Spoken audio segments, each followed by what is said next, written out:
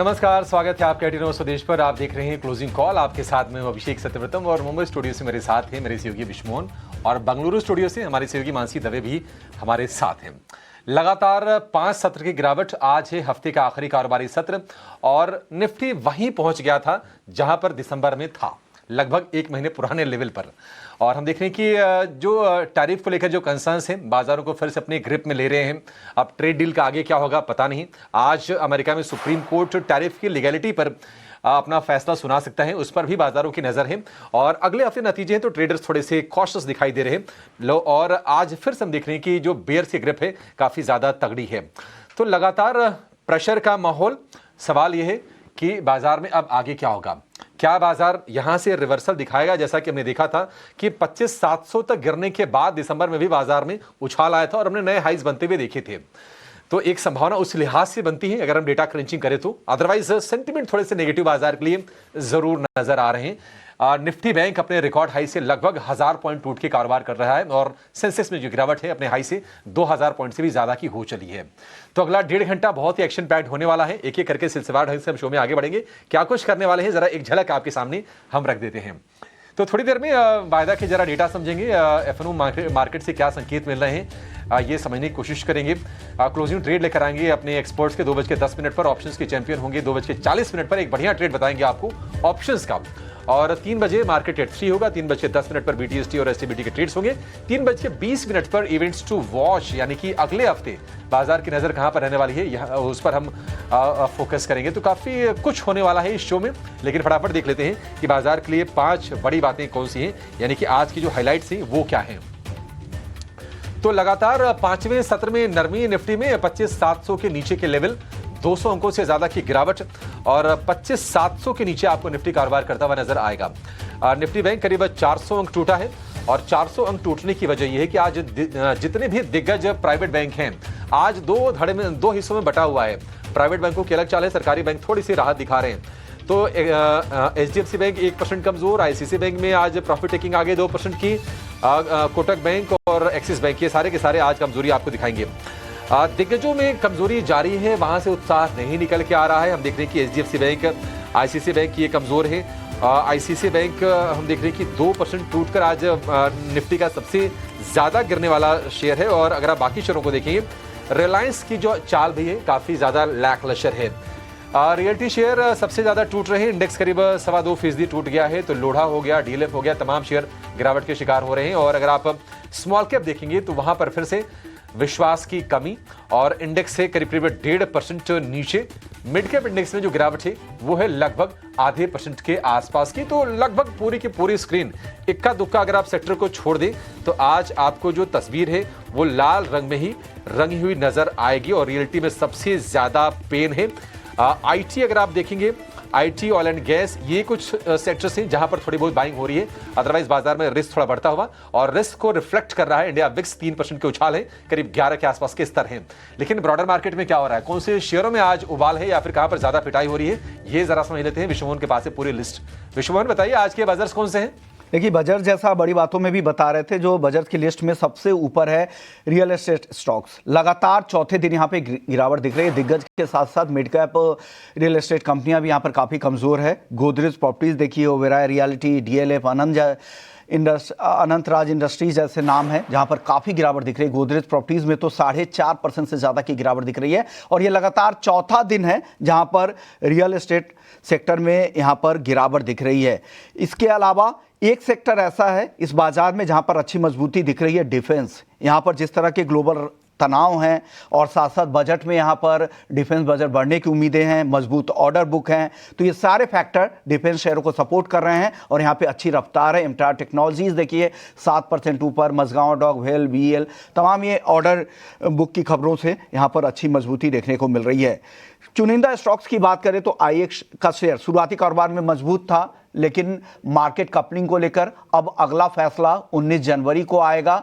और उस खबर के बाद अब देखिए यहाँ पर ये इसकी पूरी तेजी गायब हो गई, 7.5% तक ये स्टॉक टूट चुका है। एप्टेल में यहाँ पर ये सुनवाई हुई थी, जो इलेक्ट्रिकल जो अपीलीट ट्रिब्यूनल है वहाँ पर ये सुनवाई हो रही थी और आईएक्स को कहा गया है कि एफिडेविट जमा करने के लिए उन्हें कहा गया है। और अब जो अगली सुनवाई होगी 19 जनवरी को होगी। उम्मीद की जा रही थी कि आज कुछ फैसला हो और पॉजिटिव फैसला हो, जो मार्केट कपलिंग को लेकर सीईआरसी का फैसला आया था।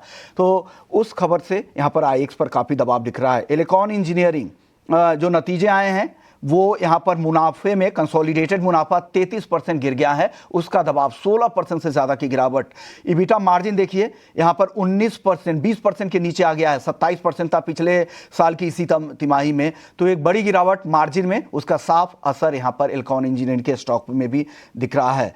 बंसल वायर हाल की लिस्टिंग है, 20% का जो लॉक इन था वो खत्म हो गया है और उसका असर यहाँ पर बंसल वायर्स में भी दिख रहा है, 2.5%। हालांकि यही ऐसा नहीं होता कि लॉक इन खुलने के बाद सारे स्टॉक्स बेचने लगते हैं एंकर इन्वेस्टर्स, लेकिन उसका एक सेंटिमेंटल इंपैक्ट भी होता है, 2.5% के आसपास की गिरावट। ओला इलेक्ट्रिक देखिए आज के सत्र में सॉफ्ट बैंक ने अपने 2.25% शेयर से स्टेक बेचे हैं और उसका असर यहां पर दिख रहा है, फिर से वापस से 2.5%। बीच में हमने देखा था कि 30-31 रुपए से जो शानदार रिकवरी दिखी थी, उस रिकवरी पे आज ब्रेक लगती दिख रही है। पेट्रोनेट एलएनजी जेपी मॉर्गन का अपग्रेड आया है और ओवरवेट की रेटिंग हुई है, न्यूट्रल से हाई करके ये रेटिंग भी बढ़ी है और साथ ही टारगेट प्राइस को भी बढ़ाया गया है, 335 रुपए किया गया है, जो मौजूदा प्राइस से अगर आप देखेंगे तो करीब करीब 40-50 रुपए की, 50 रुपए के आसपास की ये तेजी और यहाँ से उनको दिखती है जेपी मॉर्गन को। तो ये सारे अपडेट्स हैं, ये बड़े एक्शन वाले स्टॉक्स हैं। लेकिन चलिए अब चलते हैं अभिषेक के पास और जानते हैं कि बाजार में आज क्यों गिरावट है, गिरावट की मुख्य वजह क्या है। बताइए अभिषेक, क्यों ये गिरावट, आज की गिरावट को आप कैसे देख रहे हैं? क्योंकि कल भी काफी गिरावट थी, वही गिरावट आज भी कंटिन्यू हो रही है। विष्णु देखिए, साफ तौर पर ट्रेड डील को लेकर जो अनिश्चितता है और टैरिफ की जो टेंशन है, ये बाजारों को परेशान कर रही है और आज ये देखिए और क्लियर हो गई है। आज अमेरिका के जो कॉमर्स सेक्रेटरी हैं हावर्ड ल्यूटनिक, उनके बयान की बहुत चर्चा है और उन्होंने कहा कि पीएम मोदी ने डोनाल्ड ट्रंप को कॉल नहीं किया और इसके चलते ट्रेड डील हो नहीं पाई और पीएम मोदी ने ट्रंप के ईगो को हर्ट किया। अभी थोड़ी बात विचित्र लग तो जरूर सकती है, लेकिन ट्रंप इस मिजाज के हैं और ये संभव है। अब हम लेकिन ताज्जुब इस बात की है कि इतने बड़े लेवल पर भी इस तरह की चीज़ें होती हैं, लेकिन कहीं ना कहीं ये तनाव बाजार में है और हम देख रहे हैं कि अमेरिका में जो रेगुलेशन, जो कानून जो पारित कराने की कोशिश है रशिया पर रेगुलेशन को लेकर, रशिया पर सैंक्शन को लेकर, उसके चलते मूड खराब हो रहा है। 500% तक टैरिफ लगाने की तैयारी है, ऐसी खबरें निकल के आ रही हैं। लेकिन आज टैरिफ को लेकर बड़ा फैसला आएगा अमेरिका में और अब देखते हैं कि टैरिफ लीगल है, वैध है या नहीं, सुप्रीम कोर्ट क्या मानता है, ट्रंप के ऑर्डर के खिलाफ क्या आदेश आता है या फिर ये कायम रहता है। काफी कुछ इस पर आगे निर्भर करेगा। तो एक बहुत ही बड़ा इवेंट है, इस पर हमारी नजर रहने वाली है। बाकी जियोपॉलिटिकल चिंताओं से हम देख रहे हैं कि कच्चे तेल में उबाल है और ब्रेंट क्रूड $62 के ऊपर निकल के हम देख रहे हैं कि कारोबार करता हुआ आपको नजर आएगा। तो एक तनाव ये है, रुपए में भी थोड़ी बहुत हम देख रहे हैं कि कमजोरी और बढ़ी है, एक तनाव ये भी है। लेकिन एफआईज भी नहीं लौट रहे हैं और लगातार 4 दिन की बिकवाली एफआईज की हो गई। कल हमने देखा कि 3000 करोड़ रुपए के आसपास की बाइंग विश्वमोहन बिकवाली आई है एफआईज की तरफ से। और एक जो बाजार के लिए मैं कहूंगा कि बड़ा ट्रिगर होगा, वो होंगे हमारे अर्निंग सीजन। अब क्वार्टर टू से बहुत हमने कुछ सरप्राइजेस देखे नहीं। उम्मीदें थी कि क्वार्टर 3 के नंबर अच्छे आएंगे। हालांकि जो क्वार्टरली अपडेट्स आए हैं वो ठीक ठाक आए हैं, बैंकों के, कुछ कंजम्पशन कंपनीज के, रियल एस्टेट के, हालांकि बहुत ब्राइट वो भी नहीं है। तो देखना होगा कि नंबर्स कैसे आते हैं। तो ट्रेडर्स थोड़े से सतर्क है और निवेशक भी। तो ये कुछ ट्रिगर्स है जिनके चलते आज हम देख रहे हैं कि बाजार में गिरावट का जो सेशन है निफ्टी में लगातार 5वें सत्र में वो खिंच गया है। लेकिन अगर लेवल्स की अगर बात की जाए अभिषेक, तो क्या लग रहा है कौन कौन से की लेवल्स होंगे जो निफ्टी, बैंक निफ्टी के लिहाज से काफी अहम होंगे, उसे देखना चाहिए जो ट्रेड करते हैं उनको? विश्वमोहन देखिए, अगर लेवल की बात करें तो आपको याद होगा कि 25,700 तक दिसंबर में निफ्टी गिरा था और वहीं से फिर एक सपोर्ट लेके फिर बाजार में बाइंग आई, फिर हमने रिकॉर्ड लेवल भी बाजारों को छूते हुए देखा। अगर आपको निफ्टी बैंक याद हो, 58,800 से लेकर 59,300 की रेंज थी, उसमें काफी हद तक समय बिताया और उसके बाद जब निफ्टी बैंक चला तो नए रिकॉर्ड पर पहुंचा, 60,000 के लेवल को भी निफ्टी बैंक ने पार कर लिया था। आज जो एक चीज नोटिस करने वाली है कि जो दिसंबर का जो लो था निफ्टी ने उसको भी इंट्राडे में ब्रेक किया है। आज निफ्टी इंट्राडे में हमने देखा कि 25,700 के भी नीचे गया। तो अगर आप रिकॉर्ड हाइज देखेंगे 26,373 के, तो वहां से लगभग 600 अंकों के आसपास की गिरावट अभी भी आपको निफ्टी में दिखाई देगी। तो देख रहे हैं कि थोड़ी चिंताएं तो हैं और विश्व में हम पहले भी कह रहे थे, हमने कहा था कि स्टे अवे, बाजार में बिल्कुल ये गिरावट अभी बाइंग का मौका नहीं है। हमने ट्रेडर्स को बिल्कुल सतर्क किया था और सतर्क करने की वजह सिर्फ ऐसी नहीं थी, वो हम आंकड़ों के हिसाब से कह रहे थे, क्योंकि 25,700 25,500 की स्ट्राइक के पुट में जो हम बिल्डअप देख रहे थे, उससे ऐसे आशंका बन रही थी कि ट्रेडर्स, जो बड़े ट्रेडर्स हैं, क्योंकि ऐसा तो नहीं कि सारे रिटेल ट्रेडर हैं, एचएनआईज भी ट्रेड करते हैं, फंड्स भी ट्रेड करते हैं, तो उनकी तरफ से वहां तक कम से कम लेवल दिखाई दे रहे थे, नजर आ रहा था, ऐसा नहीं कि किसी को नजर नहीं आ रहा था वो। और बाजार लगभग आज हमने देखा कि 25,600 तक तो पहुंच ही गया। तो मेरा मानना यह कि अभी भी फ्रेश ट्रेड नहीं करें, तेजी की पोजीशन है तो काफी आप लाइट कर लें, संभव है तो इंडेक्स को बिल्कुल छोड़ दें अभी, क्योंकि अभी बहुत सारी क्लैरिटी आनी है। ट्रेड डील के मसले पर क्लैरिटी आनी है, जियोपॉलिटिकल फ्रंट पर क्लैरिटी आनी है, टैरिफ का क्या होगा अमेरिका में, आज वो क्लैरिटी आ जाएगी। और अगले हफ्ते से अपनी कंपनीज के फंडामेंटल्स को लेकर भी क्लैरिटी आएगी और वो क्लैरिटी ट्रिगर करेगी कहीं ना कहीं एफआईज की चाल को भी, जो कि अभी तक हम देख रहे हैं कि 4-5 दिन से लगातार बेच रहे हैं। तो इंडेक्स मुझे लगता है कि छोड़ देना चाहिए, पोजीशन हल्की रखिए और नतीजों के बाद ही यहां से दिशा साफ होगी। शॉर्ट भी नहीं करना है, क्योंकि अगर मान लीजिए कुछ अच्छी खबरें आती हैं तो बाजार में यहां से रिवर्सल काफी ज्यादा होगा और ऑलरेडी काफी ज्यादा गिर गए हैं, तो आपके लिए क्वेश्चन बनता भी नहीं है। निफ्टी बैंक की बात करें तो हमने देखा कि 59,500 का एक बढ़िया सपोर्ट था। आज निफ्टी बैंक ने उसको भी ब्रेक कर दिया और हाई से लगभग 1,000 पॉइंट नीचे आके कारोबार कर रहा है। और निफ्टी बैंक के जो बड़े दो दिग्गज जो खिलाड़ी हैं, जो लगभग 53 से 54% के आसपास का वेटेज रखते हैं, आईसीआईसीआई बैंक और एचडीएफसी बैंक, दोनों में हम देख रहे हैं कि आज कमजोरी है। एचडीएफसी बैंक 1% कमजोर है लगातार 5वें सत्र में, और 5 सत्र में चलने के बाद आईसीआईसीआई बैंक में करीब 2% के आसपास की प्रॉफिट टेकिंग है। तो निफ्टी बैंक पर भी ब्रेक लगा हुआ है वहां से और रिवर्सल आ रहा है। निफ्टी बैंक से भी दूर रहें, हमने पहले भी यही सलाह दी थी, अपनी सलाह पर बिल्कुल हम कायम हैं। और जो टैरिफ को लेकर अनिश्चितता है ना, आगे थोड़ी सी आपको ना और परेशान कर सकती है। देखिए विश्व बाजार में जो तेजी आई थी ना, आप याद रखिए, ये इसी उम्मीद में आई थी, जो ट्रंप के, मोदी के जो पहले बयान आ रहे थे कि मतलब ऐसा लग रहा था कि सकारात्मक चीजें हो रही हैं। और कुछ सरकारी अमले से हमारे सीए का स्टेटमेंट आया था कि जल्दी ही ट्रेड डील होते हुए हम देखेंगे, तो उसको डेंट लगा है। मेरा मानना यह है कि अब फिर से हो सकता है कि 59,000 के नीचे आपको निफ्टी बैंक जाता हुआ दिखा, तो हम उसी रेंज में वापस आ गए हैं। अब बाजार को यहां से चलने के लिए ना कुछ नए फ्यूल, नए ट्रिगर की जरूरत पड़ेगी, तब तक स्टे अवे इंडेक्स से कंप्लीटली, मेरी तो यही राय है। लेविस ध्यान में रखिएगा अपने। हमारे दो एक्सपर्ट हमारे साथ जुड़ गए हैं, प्रदीप हल्दर हमारे साथ हैं पीएचडी कैपिटल के, और जेएम फाइनेंशियल के तेजस शाह हमारे साथ जुड़ गए हैं। आप दोनों का बहुत शुक्रिया, स्वागत है टी9 स्वदेश पर। तेजस भाई, शुरुआत आपसे करना चाहेंगे। इंडेक्स पर पहला व्यू आपका, आपकी प्रतिक्रिया, क्या आपको लगता है कि बाजार यहां पर थम जाएंगे या फिर खतरा भी कायम है? गुड आफ्टरनून अभिषेक जी और सभी दर्शकों को मेरा नमस्कार। निफ्टी की हम बात करें तो पिछले 5 दिनों से हमने एक धुआंधार गिरावट देखी है मार्केट में, फ्रॉम द लेवल ऑफ 26,300, और आज जो दिसंबर मंथ का लो था 25,700 का, वो भी ब्रीच होते हुए देखा है ऑन इंट्राडे बेसिस। तो आज का जो क्लोजिंग है, वीकली क्लोजिंग काफी अहम रहेगा।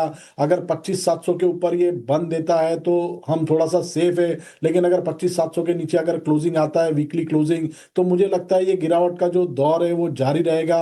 और जो नेक्स्ट सपोर्ट लेवल निफ्टी में आ रहे हैं वो है 25,500 और 25,300 के। सो आज we are trading at make और ब्रेक सपोर्ट लेवल 25,700। अगर ब्रेक होता है तो और गिरावट जारी रहेगी। बट जैसे कि आपने अपने ओपनिंग रिमार्क में बताया कि आज बड़ी पोजीशन लेके नहीं जानी चाहिए, क्योंकि यूएस में जो सुप्रीम कोर्ट का जो है वो जजमेंट आने वाला है। तो आई थिंक सो मार्केट में अभी निफ्टी और बैंक निफ्टी में थोड़ा अवॉइड करके रहना चाहिए।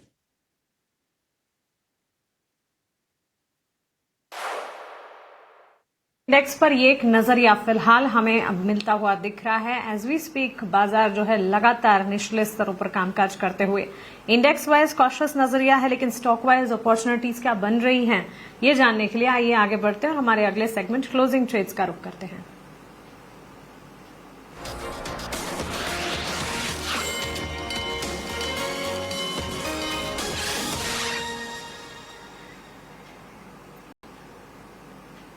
पीएचडी कैपिटल के प्रदीप हल्दर से शुरुआत करते हैं। प्रदीप, गुड आफ्टरनून, स्वागत है आपका 18 आवर्स स्वदेश पर। बताएं आपके stock specific recommendation as closing trades क्या होंगे? Hi, good afternoon ma'am and good afternoon to everyone. एक स्टैंडर्ड डिस्क्लेमर देना चाहूँगा एट फर्स्ट। जितने भी स्टॉक्स को लेके मैं डिस्कशन करने वाला हूँ, कोई भी स्टॉक्स पे मेरा या हमारे कंपनी का कुछ भी पोजीशन नहीं रहता है। No conflict of interest. Calls generated by our research desk and ऐसा ही कॉल हम क्लाइंटों को भी देते हैं। हो सकता है कुछ कॉल उनके पास हो, हमारे पास नहीं है। आज जो मेरा ट्रेड रहेगा वो है Ipca lab, Ipca laboratories limited. अभी तो थोड़ा बहुत इंक्रीज हो चुका है, करेंट जोन से बाय करने का सलाह रहेगा। थोड़ा मैंने पहले दिया था, तो 1595 का रहेगा फर्स्ट टारगेट, 1595 रहेगा फर्स्ट टारगेट। सेकंड टारगेट रहेगा यहाँ पे ऑलमोस्ट 1640, 1640 जाने के लिए रेडी हो रहा है। करेंट जोन से बाय करने का सलाह रहेगा। स्ट्रिक्टली स्टॉप लॉस आपको 1530 में मेंटेन करना है। नेक्स्ट 3 से 4 दिन का व्यू रहेगा, एक ही ट्रेड रहेगा। और एक अपडेट है, सुबह मैंने एक शॉर्ट कॉल भी दिया था, विश्व मोहन जी के साथ था गोदरेज प्रॉपर्टीज में, तो टारगेट अचीव हुआ है। प्रॉफिट बुक करने का सलाह रहेगा। और ओपनिंग ट्रेड में एक एमटीआर टेक्नोलॉजी का मैंने कॉल दिया था, इसमें दोनों टारगेट ही अचीव हुआ, इसमें भी प्रॉफिट बुक करने का सलाह रहेगा। बधाई आपको प्रदीप जी, आपके दिए कॉल्स जो हैं वर्कआउट कर रहे हैं। इप्का लैबोरेटरीज पर आपकी कॉल क्लोजिंग ट्रेड पर हम नोट डाउन कर रहे हैं। 2% की तेजी यहां से एक्सपेक्टेड है। फर्दर अपसाइड 1576 के लेवल्स। इसके अलावा गोदरेज प्रॉपर्टीज पर शॉर्ट कॉल दी थी प्रदीप ने, और इस वक्त अगर आप देखें गिरावट करीब 5% की बिकवाली नजर आ रही है। वही एमटार टेक्नोलॉजीज पर भी प्रदीप ने अपनी राय रखी थी। इन तमाम स्टॉक्स के साथ साथ Tejas ji, good afternoon to you as well. बताएं आपकी तरफ से क्लोजिंग ट्रेड्स क्या होंगे? Good afternoon Mansi ji. और आज का जो मेरा पहला ट्रेड है वो आईटी क्षेत्र से है। टीसीएस लिमिटेड स्टॉक के एक राइजिंग चैनल में ट्रेड कर रहा है। हायर टॉप हायर बॉटम के फॉर्मेशन है। कल के सत्र में हमने हल्की सी गिरावट देखी थी, बट स्टॉक एग्जैक्टली 50 दिन की मूविंग एवरेज के सपोर्ट के करीबन ही ट्रेड कर रहा है, और वो सपोर्ट लेके ही स्टॉक ने आज रिकवरी दिखाई है। तो मुझे लग रहा है ये स्टॉक ये लेवल पे होल्ड करेगा और यहाँ से एक आउट परफॉर्मेंस आ सकता है। नेक्स्ट वीक में आईटी स्टॉक्स के रिजल्ट भी है। तो टीसीएस में करंट भाव पे डिप में खरीदारी करिए। इसमें आपको स्टॉप लॉस लगाना है 3150 के नीचे। इसका पहला लक्ष्य रहेगा 3280 का, और दूसरा लक्ष्य रहेगा 3350 का। और दूसरा जो ट्रेड मैंने चुना है वो है L&T finance limited. L&T finance की बात करें तो लगातार ये स्टॉक एक आउट परफॉर्मेंस दिखाया है, और ये वीक में हमने एक नया ऑल टाइम हाई बनते हुए देखा है रिसेंटली 329 का, और लगातार वहां से हमने 3-4 सत्र से स्टॉक में गिरावट देखी है। बट ओवरऑल चार्ट स्ट्रक्चर अभी भी स्ट्रांग है। स्टॉक अपनी 50 दिन की मूविंग एवरेज को भी होल्ड कर रहा है। तो मुझे लग रहा है ये करेक्शन में स्टॉक में खरीदारी करनी चाहिए विद स्टॉप लॉस बिलो 295। इसका पहला लक्ष्य रहेगा 311 का, और दूसरा लक्ष्य रहेगा 318 का।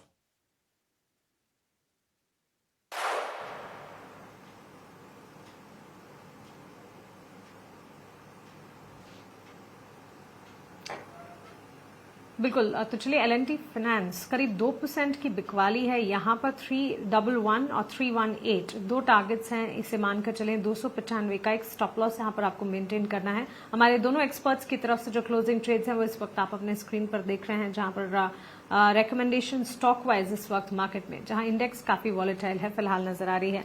तेजस जी, एमटार टेक पर प्रदीप जी ने तो अपनी एक राय दी। डिफेंस का खेमा आज मजबूत परफॉर्मेंस दिखा रहा है, वो भी तब जब बाजार में इतनी गिरावट हावी है। Defence sector, ship building space को आप किस तरह देख रहे हैं? कोई पर्टिकुलर स्क्रिप्ट अगर आपके फोकस रेडार पर है, वो भी तब जब यहां से आगे हम बजट एक्सपेक्ट करने वाले हैं 1 फरवरी को।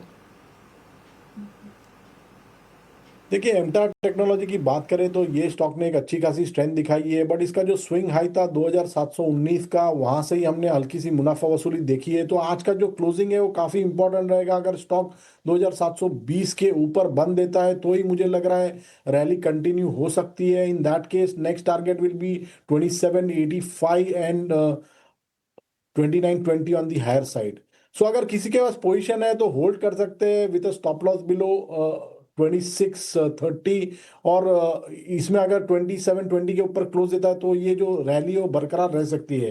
As far as defence stocks are concern, हमें लग रहा है डिफेंस स्टॉक्स अभी भी थोड़ा सा साइडवेज है। बीएल हम लोग की टॉप पिक है। स्टॉक का जो चार्ट स्ट्रक्चर है वो काफी स्ट्रांग है। आज ऊपरी स्तरों से हल्की सी मुनाफा वसूली आई है स्टॉक में, बट मुझे लग रहा है पोजिशनली अगर किसी का नजरिया रहेगा हफ्ते 10 दिन का, तो इसमें डेफिनेटली डिप में खरीदारी की जा सकती है। 415 will be ideal level to go long with a positional stop loss below 402, और इसका लक्ष्य रहेगा 430 का। तेल को लेकर और आज डिफेंस स्टॉक्स चल भी रहे हैं, कई सारे ऑर्डर्स की भी खबरें आई है, और जिस तरह के जियोपॉलिटिकल कंसर्न हैं ग्लोबली, उसका भी फायदा यहाँ पर इन सारे स्टॉक्स को हो रहा है। और सिर्फ इंडिया में ही नहीं, एशिया के भी बहुत सारे कंट्रीज़ में वहाँ पर डिफेंस स्टॉक चलते नज़र आ रहे हैं। चलिए, एक और मेहमान हमारे साथ जुड़ गए हैं, वृद्धि इन्वेस्टमेंट से विवेक करवा हैं। विवेक जी, गुड आफ्टरनून। शुरुआत आपसे ऑटो स्टॉक से करेंगे। बाजार का मूड भले ही आज खराब दिख रहा हो, कल भी खराब था, लेकिन एक सेक्टर है जो FY26 का लीडर है, वो है ऑटो सेक्टर, और यहाँ पे जो टॉप परफॉर्मर है उसमें Ashok Leyland, hero MotoCorp, TVS motor, Maruti जैसे नाम है। क्या आपको लग रहा है कि आने वाले समय में भी इन स्टॉक्स का परफॉर्मेंस इसी तरह का रहेगा, या अब वैल्यूएशंस महंगे हो चुके हैं, आगे कुछ गिरावट की चिंताएं ज़्यादा है, चुनौतियां ज़्यादा लग रही हैं आपको? गुड आफ्टरनून विश्व मोहन, और सबको गुड आफ्टरनून। देखिए, सिर्फ ऑटोमोबाइल नहीं, इनफैक्ट आप पिछले साल का अगर रिकॉर्ड देखो तो बैंकिंग ने भी बहुत अच्छा किया है, जिसपे मैं पूरे साल बुलिश था। और एक्चुअली आप मैं अगर जाके मेरे पोर्टफोलियोज में अगर नोट करूं तो जितने भी बैंकिंग फंड्स है उन्होंने मेरे को डबल डिजिट रिटर्न्स दिया है compare to any other fund. तो एनीवे, देखो ऑटोमोबाइल मुझे लग रहा है कि यहाँ से आगे चल के और अच्छा ही करेगा। मैं इसको इनफैक्ट कई दफा बोल चुका हूं, और मैं इसको इस तरीके से देखता हूं कि ये जितना भी फ्लीट है ऑन रोड आज के दिन, ये सारा का सारा रिप्लेसमेंट होके धीरे धीरे मैक्सिमम ईवी की तरफ जाएगा। इसके लिए अब आप अगर देखो तो ईवी पिकअप हो रहा है, और मुझे लगता है कि जो कमर्शियल व्हीकल स्पेस है Ashok Leyland types, yes definitely Ashok Leyland है। अब टाटा मोटर्स ने भी अगर डीमर्ज कर दिया तो उसका भी valuation compare to passenger vehicle आपको यहाँ पे स्लो ग्रोथ देखने को मिलेगी। लेकिन ऑटोमोबाइल एक ऐसा सेक्टर है जहाँ पे चैलेंजेस डेफिनेटली है, क्योंकि एक तरफ तो मेटल प्राइसेस ऊपर जा रहे हैं, दूसरी तरफ अभी एनीवे उसका थोड़ा बहुत अभी प्राइस हाइक लिया है कंपनीज ने, तो उसका बेनिफिट वापस उनको मिलेगा। लेकिन सबसे बड़ा बेनिफिट ये है कि चाहे वो पेट्रोल डीजल हो, वो एक कंट्रोल में है, और आगे चल के मुझे लगता है कि ये जो रिप्लेसमेंट का मैं थीम लेके बैठा हूँ, इसके कारण ऑटोमोबाइल ओवरऑल अच्छा करेगा। टू व्हीलर स्पेस में मुझे अभी भी आपके स्क्रीन पे दिख रहा है हीरो मोटो अच्छा लगता है, और लॉन्गर टर्म में कमर्शियल व्हीकल में अशोक लेलैंड मुझे टाटा से भी अच्छा लग रहा है। आपके ऑटो सेक्टर के पसंदीदा जो स्टॉक्स है आपने अपनी लिस्ट बता दी है, लेकिन इस बीच एक खबर आ रही है, वो है मनापुरम फाइनेंस को लेकर ये खबर आ रही है। खबर ये है कि RBI ने बेन कैपिटल की जो योजना है हिस्सेदारी खरीदने की, कंट्रोलिंग स्टेक अधिग्रहण की जो योजना है, उस पर आपत्ति जताई गई है। तो ये एक अहम खबर है मनापुरम फाइनेंस के लिए, और 6% टूट गया। देखिए 6.5%, और ये गिरावट बढ़ती जा रही है, यहाँ पे दिन के निचले स्तरों पर है, और ये जो रेगुलेटरी मंजूरी है ये इनके लिए काफ़ी ज़रूरी है। अभिषेक के पास कुछ डिटेल्स भी है इस खबर को लेकर। अभिषेक बताइए क्या डिटेल्स हैं। बेन कैपिटल की जो योजना थी कंट्रोलिंग स्टेक लेने की, इस पर RBI की आपत्ति आ गई है। आपको लग रहा है कि ये फिर दिक्कतें बढ़ सकती है क्या इस स्टेक को लेने में?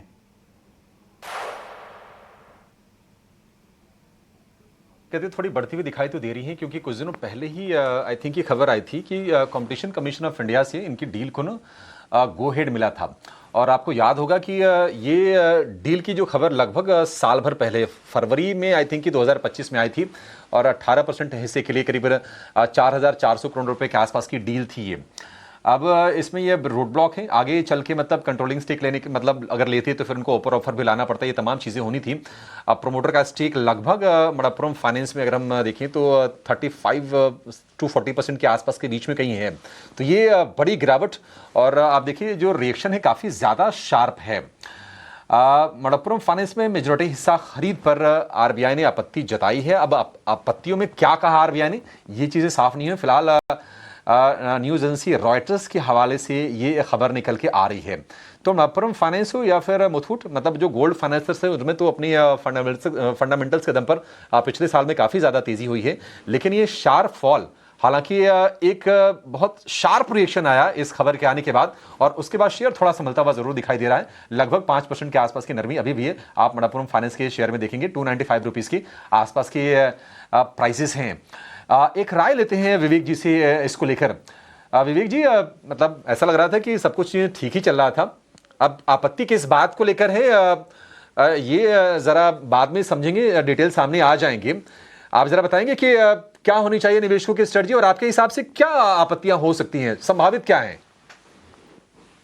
देखिए, अगर आपत्ति ये है कि कोई भी फॉरेन एंटिटी को आरबीआई एनबीएफसीज में, जहां पे आज के दिन जो लोन ग्रोथ है अगेंस्ट गोल्ड, मैं आपको एक नंबर दे देता हूं। अप्रैल 2024 में ये लोन अगेंस्ट गोल्ड था करीबन 1,01,000 करोड़ पूरे कंट्री का, और ये अभी रिसेंट नंबर है करीबन 5 लाख प्लस करोड़। मतलब पिछले 1.5-2 साल में लोन अगेंस्ट गोल्ड 5x बढ़ा है। तो अगर आरबीआई ये सोच रहा है कि कोई भी फॉरेन एंटिटी के हाथ में ऐसा कंट्रोलिंग स्टेक देना उचित नहीं रहेगा, तब तक तो ठीक है, तो कोई इश्यू नहीं होगा। कंपनी फंडामेंटली अगर ओके है तो वापस रिकवर कर जाएगी। अब डिटेल देखना पड़ेगा। अगर आरबीआई कंपनी के चाल चलन पे या फिर कोई फंडामेंटल पे अगर कोई क्वेश्चन मार्क अगर किया है तो फिर वहां पे दिक्कत आ सकती है। अब कारण बाहर आएगा, उसके बाद पता चलेगा, लेकिन मुझे पहला कारण लगता है कि आरबीआई सोच रही है कि फॉरेन एंटिटीज को कंट्रोलिंग स्टेक ना दे।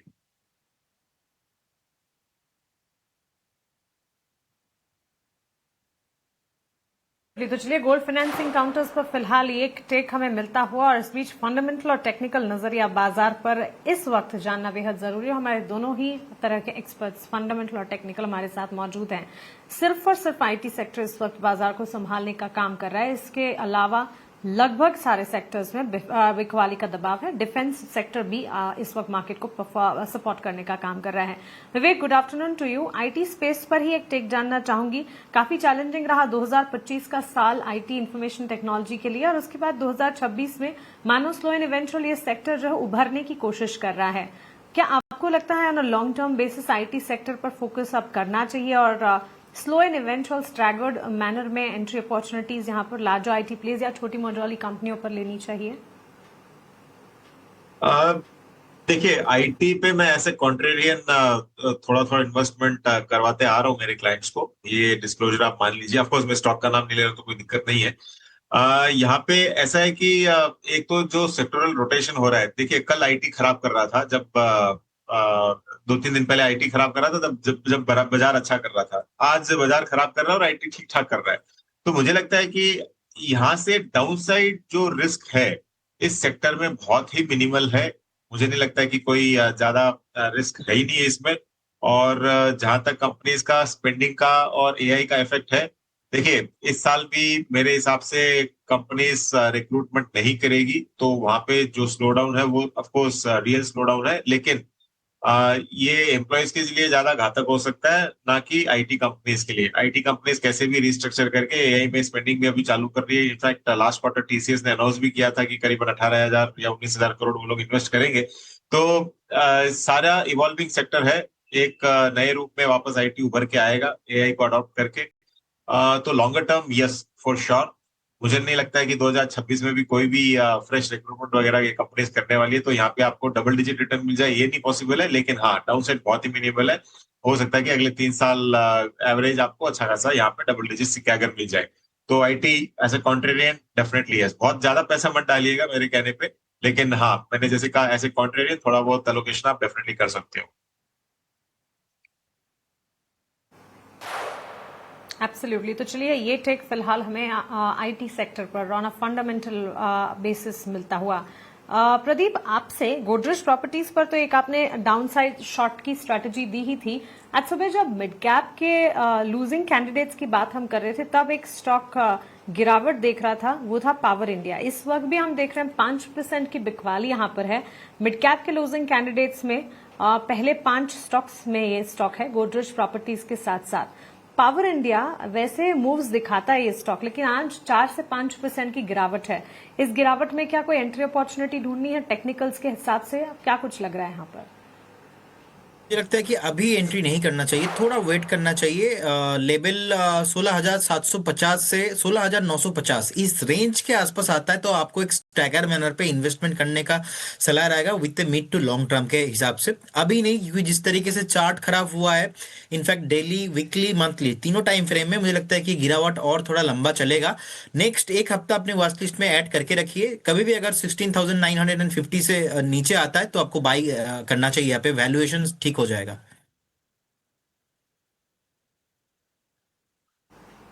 ओके, तो चलिए एक बार 16,900 के स्तर से नीचे अगर ये जाता है तो फिर एक बार देखा जा सकता है, इस वक्त इसे वॉच लिस्ट में रखना चाहिए।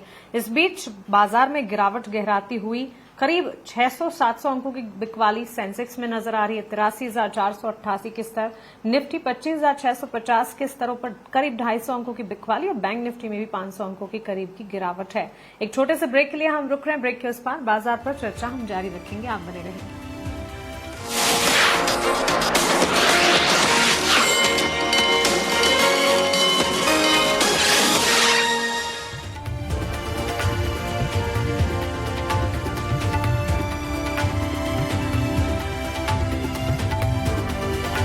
ब्रेक के बाद आपका फिर से स्वागत है क्लोजिंग कॉल में। बाजार में हम देखने की गिरावट जारी है और निफ्टी बैंक की जो कमजोरी है वो हो गई है लगभग 500 अंकों की और 59,200 के भी नीचे आपको निफ्टी बैंक जाता हुआ दिखाई देगा।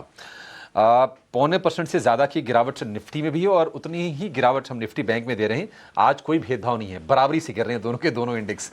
कल थोड़ा सा ना ऐसा था कि निफ्टी बैंक आधा % गिरा था, निफ्टी में लगभग 1% के आसपास की नरमी थी। निफ्टी जो है करीब 223 अंक नीचे 25,650 आपको कारोबार करता हुआ दिखाई देगा और बाजार में कहीं ना कहीं इस बात का डर बढ़ा है कि क्या अमेरिका भारत पर ज्यादा टैरिफ लगाएगा अगर रशिया पर सैंक्शन वाला कानून पास हो जाता है, और ट्रेड डील कब होगी उसको लेकर बहुत ही ज्यादा असमंजस की स्थिति है। विवेक जी, मैं आपको ना एक बयान सुनाने जा रहा हूं, आप जरा बड़ा ध्यान से सुनिएगा, या हो सकता है कि आपने सुन भी रखा होगा। अमेरिका के कॉमर्स सेक्रेटरी हैं हावर्ड लुटनिक, उन्होंने यह दावा किया है कि भारत और अमेरिका के बीच में ट्रेड डील सिर्फ इसलिए नहीं हो पाई क्योंकि पीएम मोदी ने अमेरिकी राष्ट्रपति डोनाल्ड ट्रंप को कॉल नहीं किया। तो एक बार पहले जरा सुनिए, फिर आपकी प्रतिक्रिया जानना चाहेंगे इस पर। Tracks and set the whole deal up. But let's be clear. It's his deal. Yeah. Okay? He's the closer. He does the deal. So I said, you got to have Modi. It's all set up. You have to have Modi call the president. And they were uncomfortable doing it. So Modi didn't call. Wow. So that Friday left. Middle of the next week, we did Indonesia, the Philippines, right? Vietnam. We announced a whole bunch of deals. Malaysia in that period. So we did these whole bunch of deals. So that's like, That staircase. and they were at, and because we negotiated them and assumed India was going to be done before them, I had negotiated them at a higher rate. So now the problem is the deals came out at a higher rate. Right. And then India calls back and says, oh, okay, we're ready. I said, ready for what? विवेक जी, सुना आपने? बड़ी विचित्र सी बात है। मतलब मैंने तो जब सुना तो मुझे वही एक मीम बड़ा सोशल मीडिया पर आपको भी दिख जाएगा कि कैसे कैसे लोग हैं यार। क्योंकि अब पूरी मशीनरी लगी हुई है, 5-6 दौर की बातचीत हो गई है। हमारी टीम गई वॉशिंगटन, उनकी टीम आई न्यू दिल्ली, हमारे कॉमर्स मिनिस्टर साहब पीयूष गोयल लगातार एंगेज्ड हैं। पहले हमारे चीफ नेगोशिएटर थे राजेश अग्रवाल, उन्होंने काफ़ी कोशिशें की। अब ले दे के यही रह गया कि इन्हें पीएम मोदी ने कॉल नहीं किया, इसलिए डील नहीं हो पाई। क्या कहेंगे आप? अभिषेक, अब ऐसा है कि देखिए, डेफिनेटली ये तो एक कॉमेडी वाली सिचुएशन जरूर है, लेकिन अगर थोड़ा सा इसको डीप डाउन अगर मैं जाऊं तो पहली चीज तो ये है कि देखिए, डील होनी है दो देशों के बीच में, तो दो देश के अगर एग्जीक्यूटिव्स बात कर लेते हैं और डील ओके हो जाता है तो फिर प्रधानमंत्री और प्रेसिडेंट ट्रंप साहब दोनों उस पे साइन ऑफ कर सकते हैं। लेकिन यहाँ पे एक तो ईगो इश्यू आ गया, और डेफिनेटली मालूम है प्रेसिडेंट को ईगो काफी है, लेकिन मुझे लगता है कि कहीं ना कहीं ये भी हो सकता है कि जो डील हो रही थी या फिर जो नेगोशिएशंस हो रहे थे उससे मोदी जी हो सकता है कि ना खुश हो, या फिर इन एग्रीमेंट भारत सरकार टोटली नहीं हो कि इसके साथ हम लोग ओके है। और जहां तक मैं जानता हूं, भारत का रुख एकदम क्लियर था कि कहीं कुछ चीजों पे हम लोग नेगोशिएट नहीं करेंगे, और अगर वो लोग उधर से प्रेशर डाल रहे थे तो मोदी साहब ने जस्ट उनको इग्नोर करना पसंद किया होगा, बेटर समझा होगा, और इसके कारण उनका भी ईगो हर्ट हो गया है ट्रम्प साहब का। तो एक विचित्र सी सिचुएशन है ये, लेकिन ठीक है, आगे चल के हो सकता है कि ये सब बाहर इसके लिए आ रहा है कि थोड़ा बहुत भारत पे प्रेशर डाला जाए, ये भी एक तरीका हो सकता है। वापस ये 500% टैरिफ वगैरह की जो बात कर रहे हैं, इनफैक्ट 500% तो मैं तो कुछ मानता ही नहीं हूँ, क्योंकि 50 में भी बिजनेस नहीं होने वाला, 500 में भी नहीं होने वाला है। तो ये सब एक वापस प्रेशर टैक्टिक्स है। मुझे लगता है कि कहीं ना कहीं बच करना पड़ेगा अमेरिका को भी, तभी जाके डील होगा और भारत सरकार बच नहीं होने वाली है। बिल्कुल ठीक है। वैसे बड़ी विचित्र स्थिति है। और विवेक जी देखिए, मतलब हम लोग अमूमन ये मानते हैं कि अमेरिकन बड़े स्मार्ट होते हैं, बड़े इंटेलेक्चुअल होते हैं, लेकिन जिस तरह के ये बयान आ रहे हैं ना, और ट्रंप के बनने के बाद जो भ्रम था मन में अमेरिकन को लेकर, कम से कम वो जरूर टूटी है। देखते हैं कि अभी डील कब तक होती है। बहरहाल एक और एक्सपर्ट को अपने साथ जोड़ेंगे, अमोल आठवले हमारे साथ जुड़ गए। अमोल जी बहुत शुक्रिया आपका समय देने के लिए, स्वागत है। बाजार में हम देखते हैं कि गिरावट बढ़ रही है, और कुछ अगर हम स्टॉक स्पेसिफिक न्यूज की बात करें तो आईएक्स हमने देखा कि अब ये एप्टल में सुनवाई 19 जनवरी तक टल गई है, 8% टूट गया। मणप्पुरम फाइनेंस, ये बेन कैपिटल वाली जो खबर आई कि आरबीआई की कुछ आपत्तियां हैं, ये 6.5% टूटा। गोदरेज प्रॉपर्टी सबसे ज्यादा वेल्थ डिस्ट्रॉयर रहा है रियल एस्टेट में, और 5% की कमजोरी आज हम गोदरेज प्रॉपर्टीज में देख रहे हैं। ये वायदा के सबसे ज्यादा गिरने वाले शेयर हैं। तो माहौल बड़ा नेगेटिव आज है। इक्का दुक्का शेयर है जहां पर हम देख रहे हैं कि थोड़ी बहुत बाइंग हो रही है, वो भी जो पिटे थे थोड़े बहुत संभल रहे हैं। आपकी राय और आपके ट्रेड्स क्या है अमोल जी आज के लिए? जी नमस्ते and good afternoon. I think सभी सेक्टर में, mid cap, small cap, front line, सभी में सेलिंग प्रेशर ये हफ्ते देखने को मिला था। और बड़ी बात है कि यही हफ्ते में निफ्टी ने 20 डेज के नीचे भी कंफर्टेबली ट्रेड किया, 50 डे भी सपोर्ट तोड़ा, 50 डे सिंपल मूविंग एवरेज का, और 26,000 का लेवल टूटने के बाद तो एक डाउनफॉल का एक्सटेंशन ही देखने मिला। तो मुझे लगता है आईएक्स हो या गोदरेज प्रॉपर्टी हो या बाकी जो मिड कैप में सेलिंग आ रही है, आई थिंक ये सेटअप वोलाटाइल है, उसके साथ साथ काफी वीक भी है।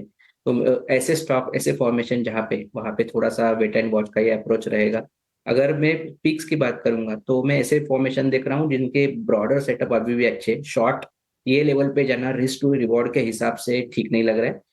तो मेरा पहला जो पिक है पोजिशनल पॉइंट ऑफ व्यू से, मैरिको के साथ जाना चाहूंगा। एफएमसीजी सेफ बेट अभी तक लग रहा है। 753 के आसपास है, 785 तक के पोजिशनल टारगेट है, 740 उसका स्टॉप लॉस रहेगा। और दूसरा bank of Baroda, PSU bank एक ऐसा सेक्टर रहा है जो अभी तक करेक्शन में इतना कंट्रीब्यूट हुआ नहीं है। करेक्ट जरूर हुआ है बट मेजर कट्स नहीं आए, और ब्रॉडर सेटअप अभी भी पॉजिटिव साइड पे है। 300 के आसपास है, अगर बाउंस बैक आता है तो 315 तक ये जा सकते हैं, और स्टॉप लॉस उसका रहेगा 294 का। बट जैसे कि ओवरऑल मार्केट टेक्सचर काफी वीक है दोनों ही स्टॉक में, पोजिशनली पॉइंट ऑफ व्यू से स्टॉप लॉस जरूर फॉलो करें। ऑलराइट, तो चलिए ये कुछ काउंटर्स हैं जहां पर आप रख सकते हैं नज़र, और निचले स्तरों पे खरीदारी के मौके भी हैं। और अमोल ने भी अपनी टॉप कॉल्स जो हैं हमारे साथ साझा की हैं।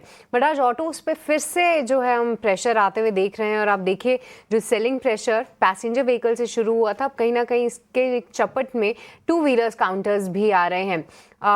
एक बार बजाज ऑटो पे प्रदीप जी आपकी राय, क्योंकि आई थिंक आपने यहाँ पे बाय कॉल दी थी और बहुत अच्छा कैचअप भी जो है बजाज ऑटो में आपने देखा, और साथ ही काफ़ी सारे पॉइंट्स भी आपने कहीं ना कहीं होल्ड किए।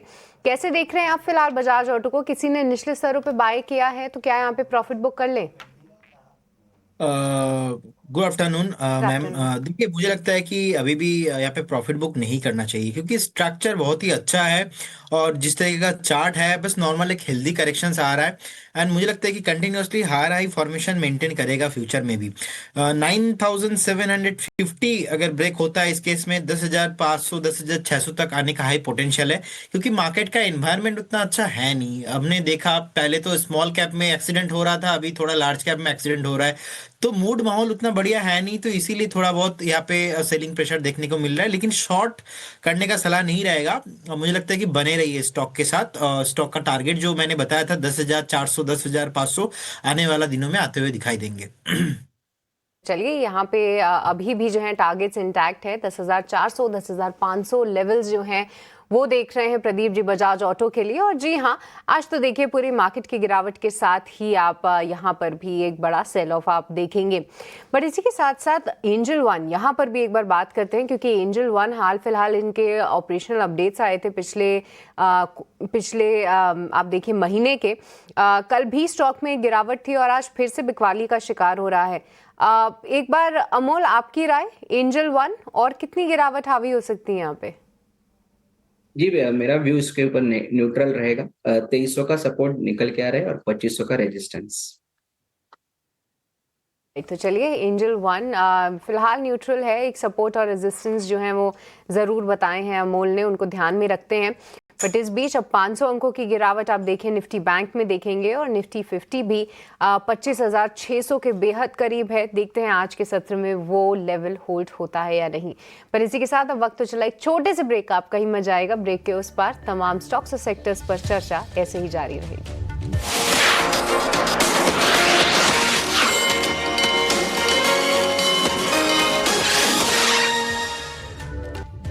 ब्रेक के बाद आपका स्वागत और आप देख रहे हैं क्लोजिंग कॉल्स। कुछ ऐसे स्टॉक्स को ढूंढते हैं जहां पर गिरावट ज़्यादा है, क्या यहाँ पे कुछ मौके बन रहे हैं क्या। आज एंजल वन में भी काफ़ी गिरावट है, 3.5% तक की गिरावट है। इसके अलावा भी कुछ और स्टॉक्स देखिए, रियल एस्टेट में सारे स्टॉक्स गिरे हुए हैं। गोदरेज प्रॉपर्टीज़ की हमने शुरुआत में ही चर्चा की थी और सेल कॉल भी थी प्रदीप जी की। डीएलएफ भी आज काफ़ी कमज़ोर है। डीएलएफ भी देखिए 3.25% की गिरावट डीएलएफ में, लोढ़ा में 3.25% की गिरावट है। एक राय विवेक जी आपकी, रियल एस्टेट शेयरों पर भी चाहिए, आज काफ़ी कमज़ोर दिख रहा है और लगातार ये चौथा दिन है जहां पर इस तरह की गिरावट दिख रही है। क्या अभी मौका है इतनी गिरावट के बाद या अभी और कमजोरी गहरा सकती है? मैं तो ये पसंद करूंगा कि थोड़ा बहुत और गिरे, उसके बाद रियल एस्टेट में आपको बाइंग करनी चाहिए। क्योंकि देखिए लास्ट ईयर और पिछले इनफैक्ट 3 साल से आप अगर देखो तो रियलिटी इंडेक्स बहुत अच्छा किया है और जो रियलिटी प्राइसेस है फिजिकली ऑन ग्राउंड और जो स्टॉक प्राइसेस है वो सारे के सारे ओवर वैल्यूएशन में चल रहे थे। इनफैक्ट आपने शोभा का जिक्र किया था, उसका अगर आप आज भी पी देखो तो करीबन 110 के बाजू बाजू रहेगा, which is actually very stressed. तो लेकिन रियल एस्टेट यहाँ से अच्छा करेगा आगे चल के, मेरे हिसाब से बहुत अच्छा करेगा। और जो अभी न्यूक्लियर फैमिली का सिस्टम है ये और भी आगे चल के एक्सपैंड ही होने वाला है, पहली चीज। दूसरी चीज जो खाली इंडिपेंडेंट हाउसेस का सिस्टम था टायर 2 और टायर 3 सिटीज में, वहां पे भी आज के दिन आपको अपार्टमेंट्स और फ्लैट्स कंस्ट्रक्शन चालू हो गए देखने को मिल रहे हैं, तो वहां का स्कोप भी आपको बढ़ते हुए दिख रहा है। और सबसे बड़ी चीज जो इंटरेस्ट रेट सिनेरियो है वहां पे आपको नरमी देखने को मिलेगी और आगे चल के भी इंटरेस्ट रेट नीचे ही जाते हुए दिखेगा। फाइनली जितना भी जीएसटी कट है या फिर इनकम टैक्स का बेनिफिट है तो लोगों का इनफैक्ट इन रियल टर्म्स बोल रहा हूँ, कल भी एक मेरे क्लाइंट ने अपना एसआईपी अमाउंट बढ़ाया क्योंकि उसका ईएमआई अमाउंट कम हो गया बिकॉज ऑफ इंटरेस्ट रेट नीचे जाने के कारण। तो ये जो टैक्स बेनिफिट वगैरह सोप्स मिले हैं सरकार से, लोगों के हाथ में पैसा बच रहा है और ये कहीं ना कहीं आपको रियल एस्टेट में भी जाते हुए दिखेगा। तो यस, मैं longer term short real estate, आप चाहे फ्लैट लोन ले लो लेकिन आपको स्टॉक जरूर लेना चाहिए। ओके, अगर फ्लैट नहीं भी ले सकते हैं, प्रॉपर्टी नहीं ले पा रहे हैं, लेकिन यहाँ पे आप स्टॉक्स ले सकते हैं इस गिरावट के बाद। और एक वैल्यूएशंस भी काफ़ी महंगे हो गए थे और उस वजह से भी ये गिरावट आई है और लगातार चौथे दिन गिरावट। लेकिन इस गिरावट पे धीरे धीरे आप खरीदारी कर सकते हैं, लंबी अवधि का लेकिन नज़रिया रखना पड़ेगा। ये इन्वेस्टमेंट का व्यू है। रिलायंस पर एक बार फिर से बातचीत कर लेते हैं। गोल्डमैन सैक्स की जो रिपोर्ट आई है, उन्होंने 12 महीने का जो टारगेट दिया है 1835 रुपए का, जो करंट भाव से देखें तो करीब करीब 25% ऊपर का है। क्या राय है आपकी अमोल जी? आपकी राय लेंगे रिलायंस इंडस्ट्रीज को लेकर, क्या राय बने? टेक्निकल नजरिया क्या है? ये तो फंडामेंटल व्यू है, 1 साल के लिए उन्होंने दे दिया है 35% ऊपर, 25% ऊपर का टारगेट। आप बताइए, अगले हफ्ते रिजल्ट भी है। जी, शॉर्ट टर्म सेटअप में अगर देखता हूं तो अभी भी वीक साइड पे ही है और ये जो वीक सेटअप ये हफ्ते में ही चेंज हुआ है। ये वीक में अगर मैं देखता हूं तो 7.60% तक का अभी तक फॉल हुआ है। लॉन्ग बेरिश कैंडल है, 20 day 50 day simple moving average के नीचे स्टॉक कंफर्टेबली ट्रेड हो रहा है। But at the same time momentum में अगर इंडिकेटर्स की तरफ देखता हूं तो ओवरसोल्ड है, तो एक टेक्निकल बाउंस बैक ड्यू है, बट बाउंस बैक ही रहेगा। ऑन द हायर साइड अगर ये टेक्निकल बाउंस बैक आता है तो 1500 और 1520 तक के टेक्निकल बाउंस बैक आने के चांसेस चार्ट्स पे दिख के आ रहे हैं। ऑन द फ्लिप साइड अगर मैं देखता हूं तो 1460 1450 जो 200 डे सिंपल मूविंग एवरेज के पास ये लेवल्स आ रहे हैं, तो वो एक प्रॉमिसिंग सपोर्ट जोन रहेगा। शायद आने वाले दिनों में स्टॉक एक रेंज ओपन करता हुआ भी देखने को मिल सकता है, बट स्ट्रॉन्ग रिवर्सल या फ्रेश अप ट्रेंड रैली यहाँ से अभी तक तो नहीं नजर आ रही। अभी तक वो फ्रेश अप ट्रेंड यहाँ पे नहीं दिख रही है। हालांकि कुछ टेक्निकल बाउंस बैक दिख सकते हैं, ये टेक्निकल राय है, ये ध्यान रखिएगा, और इसे वो 1520 तक लेकर जा सकता है वो टेक्निकल बाउंस बैक में, जो यहाँ से करीब करीब 50 रुपए ऊपर का ये अमूल जी को लग रहा है। तो ये व्यू है रिलायंस इंडस्ट्रीज को लेकर। बाजार देखिए, बाजार में 210 अंकों की गिरावट निफ्टी में दिख रही है, 465 अंक नीचे निफ्टी बैंक है, 475 अंक। तो गिरावट यहाँ पर और कमजोरी दिख रही है, और दूसरा दिन है जहां पर तेज गिरावट दिख रही है। चलिए वक्त है ब्रेक का, ब्रेक के बाद लौटेंगे तो इस गिरावट में आपके लिए और कौन कौन से मौके हैं बताएंगे आपको ब्रेक के बाद। जल्द लौटते हैं।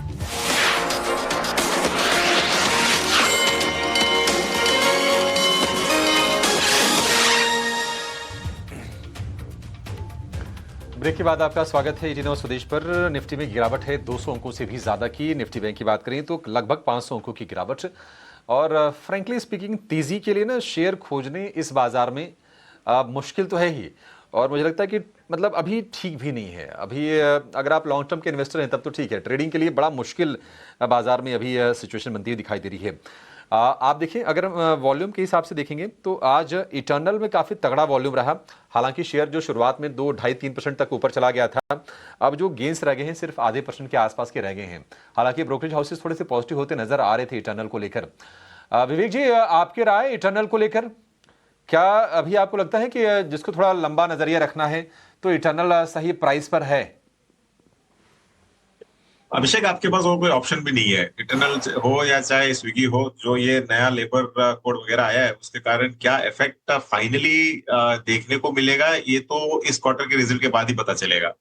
हाँ, लेकिन मैं फिर भी दोनों स्टॉक्स पे पॉजिटिव ओपिनियन रखूंगा लॉन्गर टर्म के लिए, क्योंकि डुओपोली है बाजार में ऑलमोस्ट, और मुझे लगता नहीं है कि जिस हिसाब से चल रहा है कोई थर्ड प्लेयर आके इसको इमीडिएटली शेकअप करना चाहे। अगर जियो टाइप से अगर कोई आता है तो फिर सोचना पड़ेगा। लेकिन हाँ, जो आज का सिचुएशन है डेफिनेटली यस, आपको लॉन्गर टर्म के लिए रखना चाहिए। और कुछ ना कुछ ये है कि लोगों की आदतें बिगड़ गई है। कई डिबेट्स मैंने इनफैक्ट कई आर्टिकल्स भी पढ़े जहाँ पे ये बोला जा रहा है कि अगर 10 रुपया 20 रुपया अगर ये लोग एक्स्ट्रा चार्ज करेंगे तो लोग जाके दुकान में लेना पसंद करेंगे। ऐसा नहीं है, काफी आलसी हो चुके हैं। आज भी अगर मुझे बोलो कि 20 रुपए ज्यादा देना है लेकिन दुकान पे जाके ले, तो मैं यही प्रेफर करूंगा कि घर पे आके दे दे। फिर भी तो वेट करके देखना पड़ेगा जैसे मैंने कहा। और इस लेबर कोड का क्या इफेक्ट आएगा ये तो मुझे भी नहीं मालूम, लेकिन हाँ, लॉन्गर टर्म डेफिनेटली दोनों स्टॉक मुझे अभी भी अच्छे लग रहे हैं। ठीक है, लंबी अवधि के लिए ठीक है। लगभग 2.5 लाख करोड़ रुपए के आसपास का मार्केट कैप इटर्नल का है। 3 लाख करोड़ रुपए से ऊपर का मार्केट कैप हो गया था, और बहुत सारी ऐसी दिग्गज कंपनीज हैं जिनका ना रसूख रहा है और लेगेसी रही है, उनसे कहीं ज़्यादा बड़ी कंपनी बन चुकी है इटर्नल। तो देखते हैं कि अब यहाँ से आगे का रोड मैप क्या होता है ग्रोथ को लेकर, उस पर थोड़ी नज़रें रहेंगी कि टायर 2 टायर 3 सिटीज़ में अपने पेनिट्रेशन को बढ़ाने के लिए कंपनी आगे क्या करती है। लेकिन यह है कि हाँ, ऊपरी स्तरों से नीचे आज के दिन में भी ज़रूर आया है। लेकिन चलिए आगे बढ़ने से पहले ये जान लेते हैं कि अगर आपको ऑप्शंस में ट्रेड करना है तो आपके लिए मौके कहाँ पर हैं। लेकर आएंगे ऑप्शंस के चैंपियन को।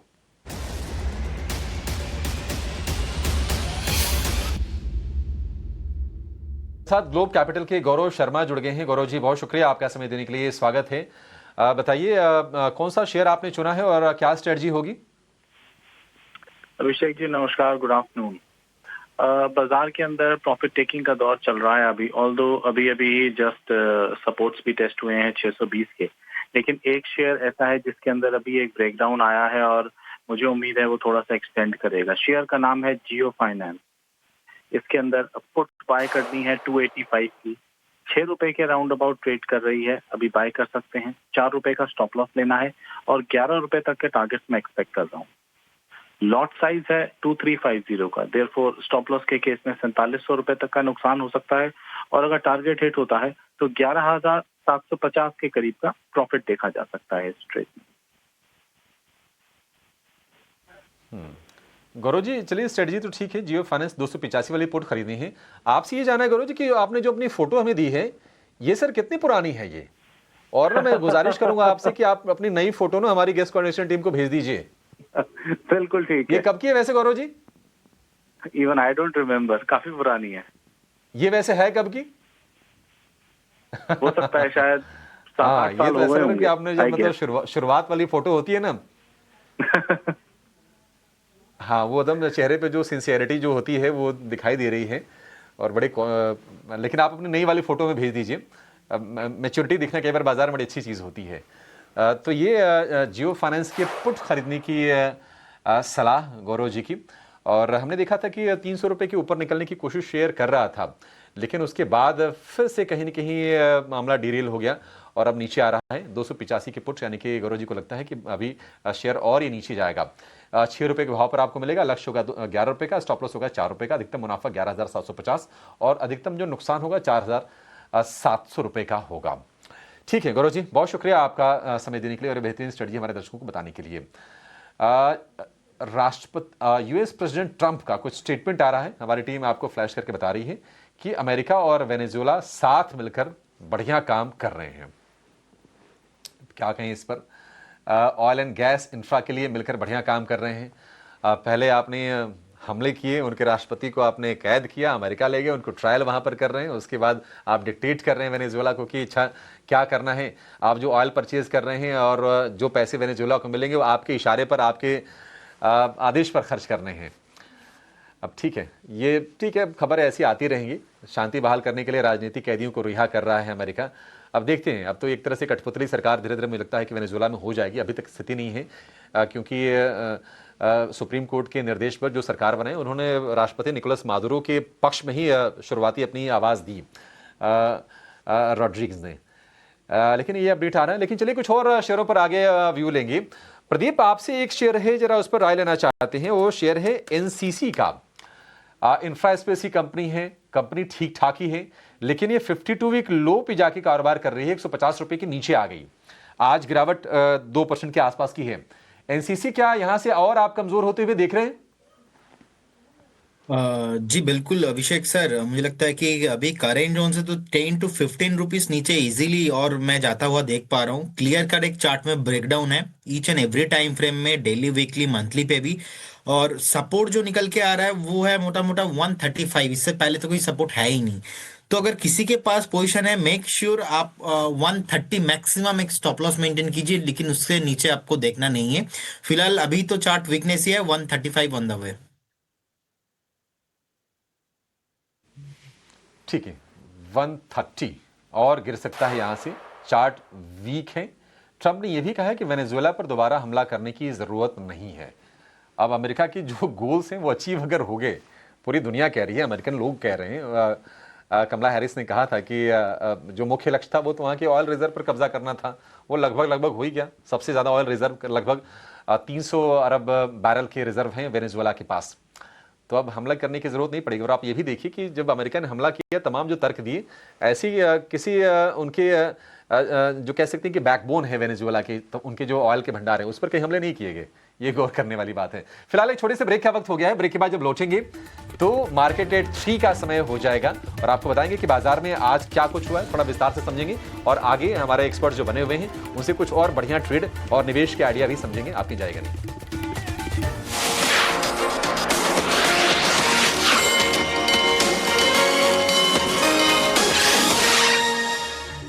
और आप देख रहे हैं क्लोजिंग कॉल्स। बाजार पर एक नजर डाल लेते हैं तो निफ्टी में 210 अंकों की गिरावट दिख रही है और करीब 475 अंकों की गिरावट यहां पर निफ्टी बैंक में। तो लगातार गिरावट यहां पर बरकरार है। लेकिन चलिए, अब 3 बज चुके हैं, चलते हैं अपने सहयोगी आनंद शुक्ला के पास और समझ लेते हैं मार्केट एट 3 में कौन कौन से एक्शन वाले स्टॉक्स हैं।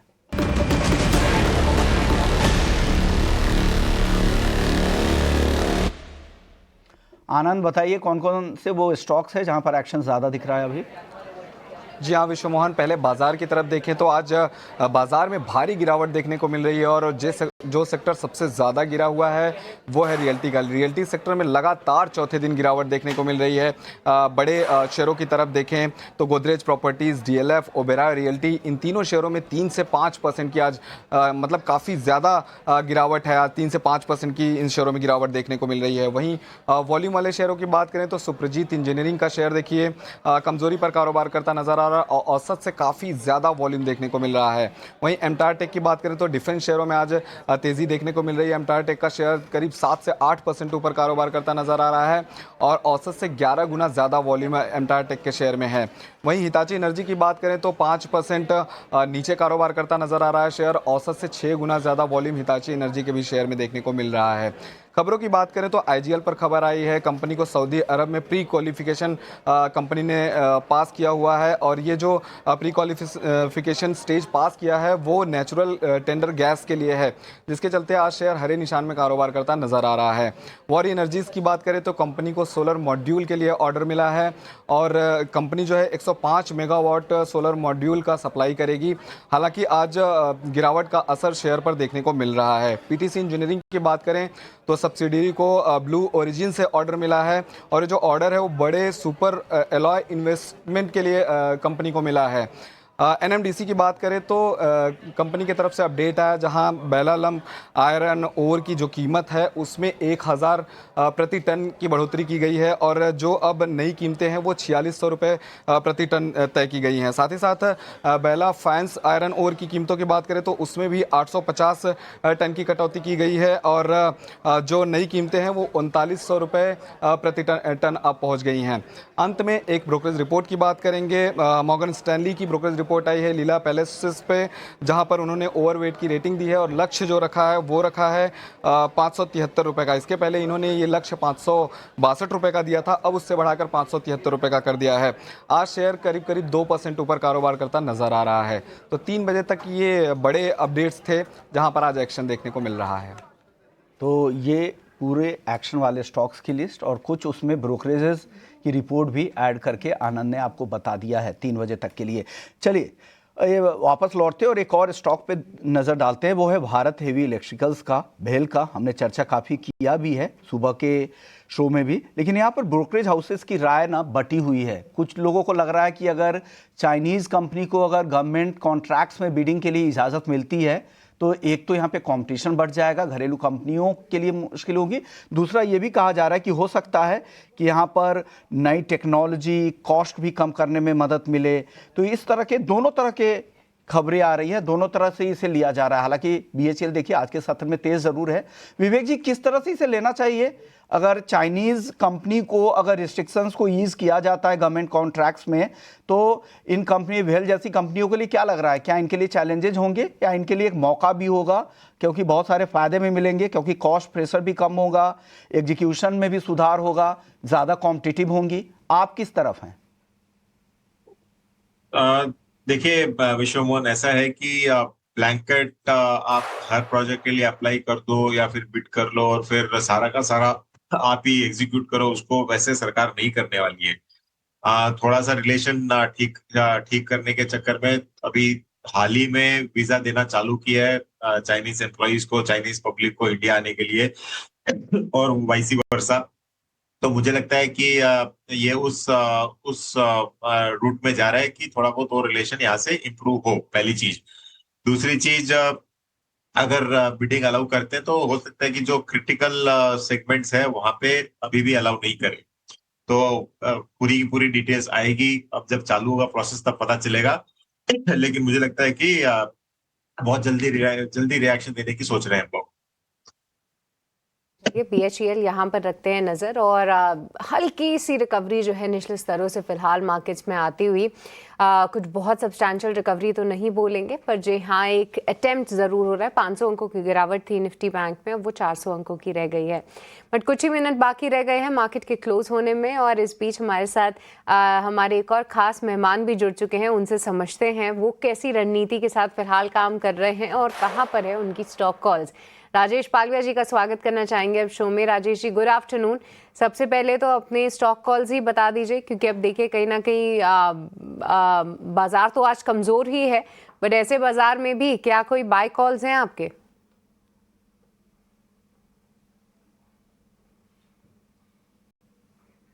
राजेश जी शायद आप म्यूट पर हैं।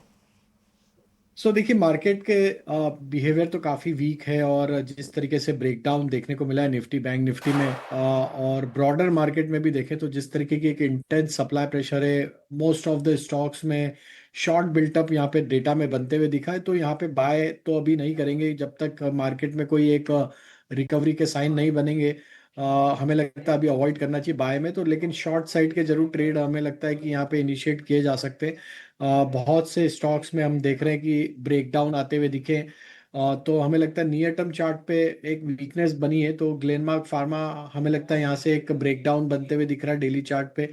अब ये स्टॉक 2050 के अगर नीचे रहता है तो फ्यूचर्स में शॉर्ट किया जा सकता है for down side target of 1960। तो ग्लेनमार्क फार्मा फ्यूचर पे शॉर्ट करने की सलाह है। वहीं अगर हम दूसरे स्टॉक को देखें तो हमें लगता है कि यहाँ पे पावर सेक्टर में भी एक शार्प सेलिंग देखने को मिली है, तो हमें लगता है यहाँ पे टाटा पावर में भी एक ब्रेकडाउन आते हुए दिखा है एक कंसोलिडेशन रेंज का। तो टाटा पावर में भी हमें लगता है कि एक फर्दर सप्लाई एक्सटेंड होते हुए दिख सकती है टुवर्ड्स 355। शॉर्ट करने के लिए स्टॉप लॉस जो रखना होगा करीब होगा 372 का। राइट, तो चलिए यहाँ पर कुछ स्टॉक कॉल्स आती हुई राजेश जी की तरफ से, इन पर चलिए ध्यान जरूर रखते हैं। बट इस बीच देखिए रियल एस्टेट काउंटर लगातार फोकस में है। सबसे गिरावट भरा सेक्टर जो है आज आप रियल एस्टेट ही मानेंगे, और इसी के साथ साथ कुछ मेटल काउंटर्स भी हल्के फुल्के यू टर्न जरूर ले रहे हैं। इस बीच एक और काउंटर जिसमें हाल फिलहाल एक डिसेंट हमने कंसोलिडेशन देखा था, बट आज फिर से गिरावट का शिकार हो रहा है, और वो है अपोलो टायर्स, जिसकी कल हमने चर्चा भी की थी। कई सारे टायर काउंटर्स धूम मचा रहे थे। अपोलो टायर्स पे एक बार प्रदीप जी आप अपना व्यू साझा कीजिए। 3% की गिरावट है यहाँ पर पूरे ऑटो पैक के साथ ही। अपोलो टायर्स पे क्या व्यू रखते हैं, क्या यहाँ पे भी निचले स्तरों पे खरीदारी के मौके ढूंढे? देखिए और थोड़ा नीचे आ सकता है, बिल्कुल मुझे लगता है कि अभी 504 के आसपास का प्राइस चल रहा है। एक बार अगर आज का डे लो के आसपास ही अभी ट्रेड हो रहा है, एक बार अगर 491 490 के आसपास मिलता है तो बाइंग अपॉर्चुनिटी ढूंढना चाहिए रादर देन सेलिंग। और अभी तो शॉर्ट करना भी नहीं चाहिए क्योंकि मार्केट अभी बंद हो जाएगा सैटरडे संडे। कुछ भी अगर पॉजिटिव न्यूज भी आता है तो उस केस में गैप अप भी देखने को मिल सकता है। 2 दिन का सेलिंग प्रेशर ऑलरेडी कहीं ना कहीं हो चुका है। सो एक बार जिनके पास पोजीशन है बने रहिए, और नीचे अगर थोड़ा मंडे ट्यूसडे को मिलता है तो एक बार फिर से एवरेज करने का मौका मिलेगा। तो चलिए थोड़ा और नीचे आ सकता है अपोलो टायर्स, और थोड़े गिरावट में ही आप मौके ढूंढे, ये फिलहाल राय आती हुई प्रदीप जी की। बट देखिए आईटी पैक तो हम देख ही रहे हैं कि एक दिन ऊपर एक दिन नीचे इसी तरीके का मूवमेंट दिख रहा है। बट अब देखिए मंडे से तो रिजल्ट्स भी आना चालू हो जाएंगे, एंड आई थिंक मंडे को टीसीएस के भी नतीजे हैं, उसको लेकर भी जो है पूरा चर्चा में रहेगा आईटी पैक, क्योंकि कहीं ना कहीं उनके सेगमेंट्स कैसे परफॉर्म करते हैं उससे क्यूज लेने का मार्केट जरूर कोशिश करता है। बट उससे ठीक पहले एक काउंटर जिसकी जमकर पिटाई हुई थी हाल फिलहाल, कोफोर्ज, उसमें निचले स्तरों से पिछले 2 से 3 दिनों में बाइंग आ रही है। राजेश जी एक बार यहाँ पर आप अपना व्यू साझा कीजिए। 2% की ऐसे बाजार में भी तेजी है, कैसे देख रहे हैं आप, कहाँ के लिए तैयार हो रहा है ये काउंटर? तो शिष्य जी देखिए, स्टॉक को अगर लॉन्ग टर्म स्ट्रक्चर में देखें तो स्टॉक का ट्रेंड अभी भी बुलिश इंटैक्ट है। अगर इसके मंथली चार्ट देखें तो स्टॉक में अभी भी जो मंथली चार्ट पे सपोर्ट है वो वेरी वेल प्रोटेक्टेड है। करेक्शन में हमने देखा कि स्टॉक में लोअर साइड से बाइंग इंटरेस्ट जरूर बना है। 1600 1580 ये जब तक लेवल इंटैक्ट है क्लोजिंग बेसिस पे, वीकली क्लोजिंग बेसिस पे, आई थिंक ट्रेंड इसका इंटैक्ट रहेगा लॉन्ग टर्म के हिसाब से। बट नियर टर्म चार्ट पे जरूर एक करेक्शन देखा हमने, और इस करेक्शन में हमें लगता है कि ये पुलबैक जो बन रहा है ये 1725 1730 की तरफ बढ़ते हुए दिखेगा। अगर वो लेवल सरपास करता है तो फिर थोड़ा शॉर्ट कवरिंग का मूव भी बनते हुए दिखेगा। अब अर्निंग सीजन्स भी यहाँ से आते हुए दिखेंगे, तो आई थिंक अर्निंग एक इम्पॉर्टेंट ट्रिगर होगा इन सारे मिड कैप और लार्ज कैप आईटी स्टॉक्स के लिए। किस तरीके से कमेंट्रीज आती है, गाइडेंस आती है, वो काफ़ी कुछ यहाँ से एक दिशा डिसाइड करेंगे स्टॉक्स की। बट जिनके पास ट्रेड है या ऑलरेडी लॉन्ग साइड में है वो थोड़ा सा डीपर स्टॉप लॉस है, बट हमें लगता है 1600 का स्टॉप लॉस फॉलो करें। अगर वो नहीं टूटता तो स्टॉक में पोटेंशियल है, वापस ही अपने ग्रेजुअली स्टॉक हायर साइड पे बढ़ते हुए दिखेगा।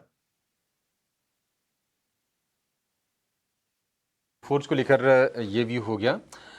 एक बार जरा एचडीएफसी बैंक को लेकर भी व्यू जानना चाहेंगे, क्योंकि एचडीएफसी बैंक में लोअर लेवल से बाइंग आ नहीं रही है। इंट्राडे में थोड़ी बहुत बाइंग आती है बट वो सस्टेन करती नहीं है, दिक्कत है। और हम देख रहे हैं कि शेयर जो है लगभग 4 से 5 महीने के निचले स्तर पर जाके कारोबार कर रहा है, यानी कि सितंबर में जो लेवल्स थे उसी लेवल पर एचडीएफसी बैंक आ गए हैं। 940 रुपए के नीचे आपको नजर आएगा। इसको लेकर राजेश जी आपसे ही व्यू चाहिए एचडीएफसी बैंक, मतलब जब निवेश की बात होगी तो लोग तो कह देंगे कि हाँ कोई दिक्कत नहीं है एचडीएफसी बैंक को लेकर, लेकिन ये फॉल लगातार एक्सटेंड हो रहा है और 5 सत्र में एचडीएफसी बैंक नीचे है। ये रेयर होता है, ऐसा होता नहीं है अमूमन। आपकी राय क्या होगी सर इस पर? तो बिल्कुल देखिए, एक लार्ज के प्राइवेट सेक्टर बैंक की एक सबसे बड़ा बैंक है। हमें लगता है कि स्टॉक मार्केट में जिस तरीके का सप्लाई प्रेशर है, तो जरूर यहाँ पे भी प्रेशर उसके चलते बनते हुए दिखा है। करेक्शन देखने को मिल रहा है, नियर टर्म चार्ट पे वीकनेस है, लॉन्ग टर्म चार्ट में देखें तो स्ट्रेंथ अभी भी है, लेकिन near term short term strength ये वीकनेस इस स्टॉक को फर्दर लोअर साइड पे टुवर्ड्स 900 880 की तरफ भी लेके जा सकती है, अगर मार्केट इसी तरीके से सप्लाई प्रेशर को फेस करता हुआ दिखा तो। और बैंक निफ्टी भी हमें लगता है कि जिस तरीके से अब थोड़ा प्रेशर यहाँ पे और माउंट होते हुए दिख रहा है, शॉर्ट बेल्टअप यहाँ पे बना हुआ है बैंक निफ्टी में, तो हमें लगता है एचडीएफसी बैंक भी उस in line with banking stocks correct होता हुआ दिखेगा। 900 880 डाउन साइड के मेजर सपोर्ट है, वहां तक करेक्ट हो सकता है ये स्टॉक। अगर निफ्टी में कोई रिकवरी नहीं बनती तो ये स्टॉक भी फर्दर करेक्ट होगा। ठीक है, एचडीएफसी बैंक को लेकर ये व्यू है, लेकिन एक ना बजट को लेकर एक अहम खबर आ रही है कि इस बजट में सरकार का फोकस कोल सेक्टर पर भी हो सकता है। और सूत्रों के हवाले से जानकारी है कि सरकार देश में कोल गैसिफिकेशन प्रोजेक्ट्स के लिए बजट में एक नई इंसेंटिव स्कीम का ऐलान कर सकती है। पूरी खबर क्या है, डिटेल के लिए चलेंगे अपने सहयोगी प्रकाश प्रियदर्शी के पास। प्रकाश, क्या जानकारी है आपके पास? देखिए, कोल सेक्टर के लिए काफ़ी इंपॉर्टेंट डेवलपमेंट है। जो जानकारी हमें मिल रही है उसके हिसाब से सरकार आगामी बजट में कोल गैसिफिकेशन के लिए एक नए इंसेंटिव स्कीम का ऐलान कर सकती है। सूत्र हमें बता रहे हैं कि कोल मिनिस्ट्री ने यह प्रस्ताव तैयार किया है और वित्त मंत्रालय को भेजा है। दरअसल मंत्रालय एक न्यू इंसेंटिव स्कीम पर काफ़ी समय से काम कर रही थी। सूत्र हमें बता रहे हैं कि करीब 50,000 करोड़ रुपए का एक न्यू इंसेंटिव स्कीम तैयार किया गया है कोल गैसिफिकेशन प्रोजेक्ट्स को बढ़ावा देने के लिए। जैसा कि आपको पता है कि ईटी नाउ स्वदेश ने पहले इसकी जानकारी 10 नवंबर 2025 को दी थी, जब इस प्रस्ताव की शुरुआत की गई थी, इसकी चर्चा की गई थी। और अब हमें सूत्रों के हवाले से जानकारी मिल रही है कि बजट रिकमेंडेशन के तौर पे कोल मंत्रालय ने ये प्रस्ताव वित्त मंत्रालय को भेजा है और उम्मीद ये की जा रही है कि आगामी बजट में इसकी घोषणा की जा सकती है। इस प्रस्ताव पर जो इंडस्ट्री कंसल्टेशन है उसकी प्रक्रिया पूरी कर ली गई है और सूत्र बता रहे हैं कि अब इंटर मिनिस्ट्रियल कंसल्टेशन की प्रक्रिया भी शुरू कर दी गई है। अगर इस प्रस्ताव को मंजूरी दी जाती है तो जो gas based thermal power plants हैं उसके नज़दीक कोल गैसिफिकेशन प्रोजेक्ट्स लगाए जाएंगे और इसका मकसद ये है कि करीब 20,000 मेगावाट कैपेसिटी के जो gas based thermal power plants हैं जो कि गैस की कमी से जूझ रहे हैं, फंसे हुए हैं, उनको इन कोल गैसिफिकेशन प्रोजेक्ट्स के जरिए गैस की सप्लाई की जाएगी और इन प्रोजेक्ट्स को रिवाइव किया जाएगा। ये लार्जर ऑब्जेक्टिव है सरकार का। ये काफ़ी इंपॉर्टेंट डेवलपमेंट है।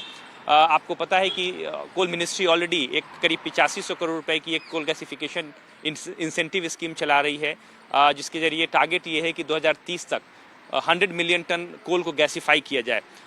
लेकिन अब एक नया प्रस्ताव तैयार किया गया है कोल मिनिस्ट्री की तरफ से और मकसद ये है कि ज़्यादा से ज़्यादा कोल को गैसिफाई किया जाए, ज़्यादा इंसेंटिव्स देकर कंपनीज को। उम्मीद ये की जा रही है कि आने वाले दिनों में जो भी कंपनीज कोल गैसिफिकेशन प्रोजेक्ट्स लगाना चाहती हैं उनकी तरफ से सरकार को ज़्यादा इंसेंटिव्स का फ़ायदा दिया जाएगा। ठीक है प्रकाश, बहुत शुक्रिया आपका। तो कोल गैसिफिकेशन सरकार की काफ़ी महत्वाकांक्षी स्कीम हो सकती है और इसमें होता यह है कि कोयले को गैस में कन्वर्ट करते हैं, limited oxygen, high temperature pressure देखिए, और उसको सिंथेटिक गैस भी कहते हैं, जो गैस इससे निकलती है और बाकी इंडस्ट्रियल यूजेस के लिए उसका इस्तेमाल किया जाएगा। अब इस प्रस्ताव पर कई महीने से काम हो रहा है, देखते हैं कि बजट में इसको लेकर क्या ऐलान होते हैं। लेकिन राजेश जी, आपसे एक बार व्यू जानना चाहेंगे कोल इंडिया को लेकर। कोल इंडिया चला, हमने देखा कि ये जब खबरें आ रही थी कि सरकार की तैयारी है कि अपनी जो सब्सिडरीज उनको लिस्ट कराया जाए, भारत कोकिंग कोल लिमिटेड का IPO खुला भी हुआ है, अच्छा रिस्पांस मिल रहा है, शेयर क्या यहाँ से आपको ऊपर जाता हुआ दिख रहा है राजेश जी? थोड़ा रेगुलेटरी सेक्टर है, सरकार का इंटरवेंशन होता है, कई सारे एक्सटर्नल फैक्टर्स काम करते हैं, आपकी राय क्या होगी इसको लेकर? काफी अंडर परफॉर्मिंग स्टॉक रहा है और एक लंबे समय के कंसोलिडेशन के बाद स्टॉक में एक ब्रेकआउट तो यहाँ पे मंथली और वीकली चार्ट पे आते हुए दिखा है। ऑलमोस्ट 10 से 12 महीने के एक रेंज बाउंड बिहेवियर को यहाँ पे ब्रेकआउट आते हुए दिखा है। हालांकि मार्केट सेंटीमेंट वीक है, इसलिए यहाँ पे फॉलो बाइंग एक्शन तो एब्सेंट है। आज देखें तो हायर साइड से सप्लाई भी बना है स्टॉक में, थोड़ा प्रॉफिट टेकिंग आते हुए दिखा है। तो नियर टर्म सेटअप के हिसाब से हमें लगता है कि थोड़ा अगर स्टॉक में करेक्शन आता है टुवर्ड्स 415 410 की तरफ, तो वो एक लेवल अट्रैक्टिव होगा वापस से इसको करेक्शन में बाय करने के लिए। स्टॉप लॉस उस समय फॉलो करेंगे हम करीब 400 रुपये का। जैसे स्टॉक में हायर साइड पे 425 430 के लेवल क्रॉस होंगे तो यस, यहाँ पे अपॉर्चुनिटी बन सकती है एक फर्दर और अपवर्ड डायरेक्शन में मूवमेंट देखने की। क्योंकि अगर हम देखें तो 12 महीने की रेंज का ब्रेकआउट यहाँ पे मंथली चार्ट पे आते हुए दिखा है। हालांकि मार्केट में करेक्शन के चलते यहाँ पे भी करेक्शन बना है, बट हमें लगता है कि 410 इसके लिए इंपॉर्टेंट लेवल, अगर ये होल्ड कर लेता है इस वॉलेटिलिटी में, तो यहाँ पे वापस ग्रेजुअली लोअर साइड से बाइंग इंटरेस्ट बनेगा एंड स्टॉक आगे आने वाले समय में वापस हमें लगता है 440 450 की तरफ बढ़ सकता है। ठीक है, 440 450 तक हो सकता है कि आगे आपको बढ़ता हुआ दिखाई दे। हालांकि फिलहाल दिन के निचले स्तर पर 0.25% के आसपास की गिरावट है। 3:18 हो गए और वक्त हो गया है BTST STBT के ट्रेड समझने का। मार्केट वीक है, वीकेंड सामने खड़े हैं, तो थोड़ा सा ना कंफर्ट नहीं होता है BTST दे पाने में। और नहीं मिले ट्रेड तो कोई बात नहीं, अगले हफ्ते देख लेंगे, लेकिन फिर भी हम जरा चेक कर लेते हैं। प्रदीप जी, आपके पास हैं ट्रेड्स STBT BTST, क्या सलाह देंगे आप? जी बिल्कुल, कंपनी का नाम रहेगा नैल्को। जिस तरीके से आज 328 का लो लगाया और उसके बाद 347 के आसपास फिर से रिकवरी होके ट्रेड हो रहा है, डे हाई के आसपास ही है ऑलमोस्ट। मुझे लगता है कि यहाँ पे एक 2-3 दिन का अगर व्यू है तो भी यहाँ पे पोजीशन बनाया जा सकता है। तो 358 का रहेगा फर्स्ट टारगेट, 365 तक जा सकता है और स्ट्रिक्टली एक स्टॉप लॉस मुझे लग रहा है कि एक बार 336 के आसपास मेंटेन करना चाहिए। 365 जाने के लिए रेडी हो रहा है। 2-3 दिन का व्यू बनाइए और नैल्को करेंट जोन से बाई करके जाइए। नैल्को करेंट जोन से आप बाइंग करके जाइए। 4% ऊपर आज के सत्र में है। तो कल जो गिरावट आई 52 वीक हाई पर, इनफैक्ट रिकॉर्ड हाई पर नैल्को चला गया था। और लास्ट ईयर अगर आप देखेंगे तो इसमें 60% के आसपास का उछाल आया था। बड़ा ही गजब का हमने रफ्तार देखा था नैल्को के शेयर में। तो यहां पर आपके लिए BTST के मौके। राजेश जी, आपकी तरफ से कौन से ट्रेड होंगे सर? एक ही है सर कि दो हैं? नहीं, देखिए इस मार्केट में एक ही ट्रेड रखेंगे और वो भी शॉर्ट साइड का ही है, क्योंकि मार्केट का स्ट्रक्चर वीक है और जिस तरीके के ब्रेकडाउन स्टॉक्स में आते हुए दिखे तो HDFC AMC फ्यूचर पे शॉर्ट करने की सलाह है। स्टॉक में अगर हम देखें तो जिस तरीके का ब्रेकडाउन आते हुए दिख रहा है, डाउन साइड के टारगेट फ्यूचर्स में 2480 की तरफ आते हुए दिख सकते हैं। स्टॉप लॉस रखना होगा करीब 2560 के आसपास। ठीक है, 2560 का स्टॉप लॉस आपको लगाना है HDFC AMC में। 2.25% कमजोर आपको ये शेयर दिखाई देगा। राजेश जी, जरा एक और शेयर पर व्यू दीजिए, क्या इसमें शॉर्ट बन रहा है क्या? UPL हम देख रहे हैं कि डे लो पर चला गया है, लगभग 3% के आसपास की गिरावट शेयर में हम देख रहे हैं। और थोड़ा मोड़ा चला था लेकिन फिर से सप्लाई आ गई शेयर में। क्या राय होगी आपकी UPL पर? शॉर्ट करना है इसको? तो देखिए आज 20 डे मूविंग एवरेज तो इसने तोड़ा है। स्टॉक जरूर एक अच्छी रिकवरी का ट्रेंड यहाँ पे बनाते हुए दिख रहा था, लेकिन आज जिस तरीके की पिछले 2 दिनों में एक इंटेंस सप्लाई है, ये स्टॉक ने अपने 20 day moving average support area तो तोड़े हैं। तो जो रिस्की ट्रेडर हैं वो यहाँ पे ट्रेड ले सकते हैं। थोड़ा रिस्क जरूर है, क्योंकि एक अच्छा अप ट्रेंड का स्टॉक पहली बार अब 20 डे मूविंग एवरेज के नीचे फिसल रहा है काफी समय के बाद। तो मार्केट में थोड़ी भी रिकवरी होगी तो यहाँ पुल बैक बन सकता है। तो सिर्फ रिस्क जो ले सकते हैं हाई रिस्क ट्रेडर ही यहाँ पे ट्रेड करें विद स्टॉप लॉस ऑफ 782। अगर ये सस्टेन रहता है 782 के नीचे तो स्टॉक में हो सकता है कि हमें डाउन टिक मिले टुवर्ड्स 755। 2 के नीचे रहता है तो यहाँ से और गिरावट, यहाँ से और 15 रुपए की गिरावट यहाँ पर और भी दिख सकती है, ऐसा राजेश जी को लगता है। चलिए चलते हैं तृप्ति के पास, समझ लेते हैं कि अगले हफ्ते कौन कौन से बड़े इवेंट्स हैं जिन पर बाजार की नज़र रहनी चाहिए, कौन कौन सी ऐसी खबरें हैं। तृप्ति मौजूद है। तृप्ति बताइए। जी हाँ, अगले हफ्ते के इम्पोर्टेंट इवेंट्स पर नज़र डाल लेते हैं। 12 जनवरी के साथ शुरुआत करेंगे। यहाँ पर जापान के बाज़ारों में छुट्टी रहेगी, जापान के बाज़ार बंद रहेंगे। इंडियन मार्केट्स का रुख करें तो भारत में CPI के आंकड़े यहाँ पर आते हुए नजर आएंगे। साथ ही अर्निंग्स शुरू हो जाएगी तो बड़ी कंपनियाँ TCS, HCL टेक अपने क्वार्टरली रिजल्ट जारी करेगी। अन्य कंपनियों की बात करें तो आनंद राठी वेल्थ, महाराष्ट्र स्कूटर्स के भी क्वार्टरली रिजल्ट यहाँ पर आते हुए दिखेंगे। 13 जनवरी के इम्पोर्टेंट इवेंट्स देखें तो अमेरिका में CPI के आंकड़े आएंगे। जापान की बात करें तो ट्रेड डेटा यहां पर आएगा। इसके अलावा इंडियन मार्केट्स में निफ्टी की वीकली एक्सपायरी होगी और जो ग्लोबल कंपनी है JP मॉर्गन वो भी यहां पर अपने क्वार्टरली रिजल्ट जारी करेगी। इंडियन मार्केट्स में देखें तो ऑटम इन्वेस्टमेंट में 4 पर 1 कंपनी एक्स बोनस ट्रेड करेगी।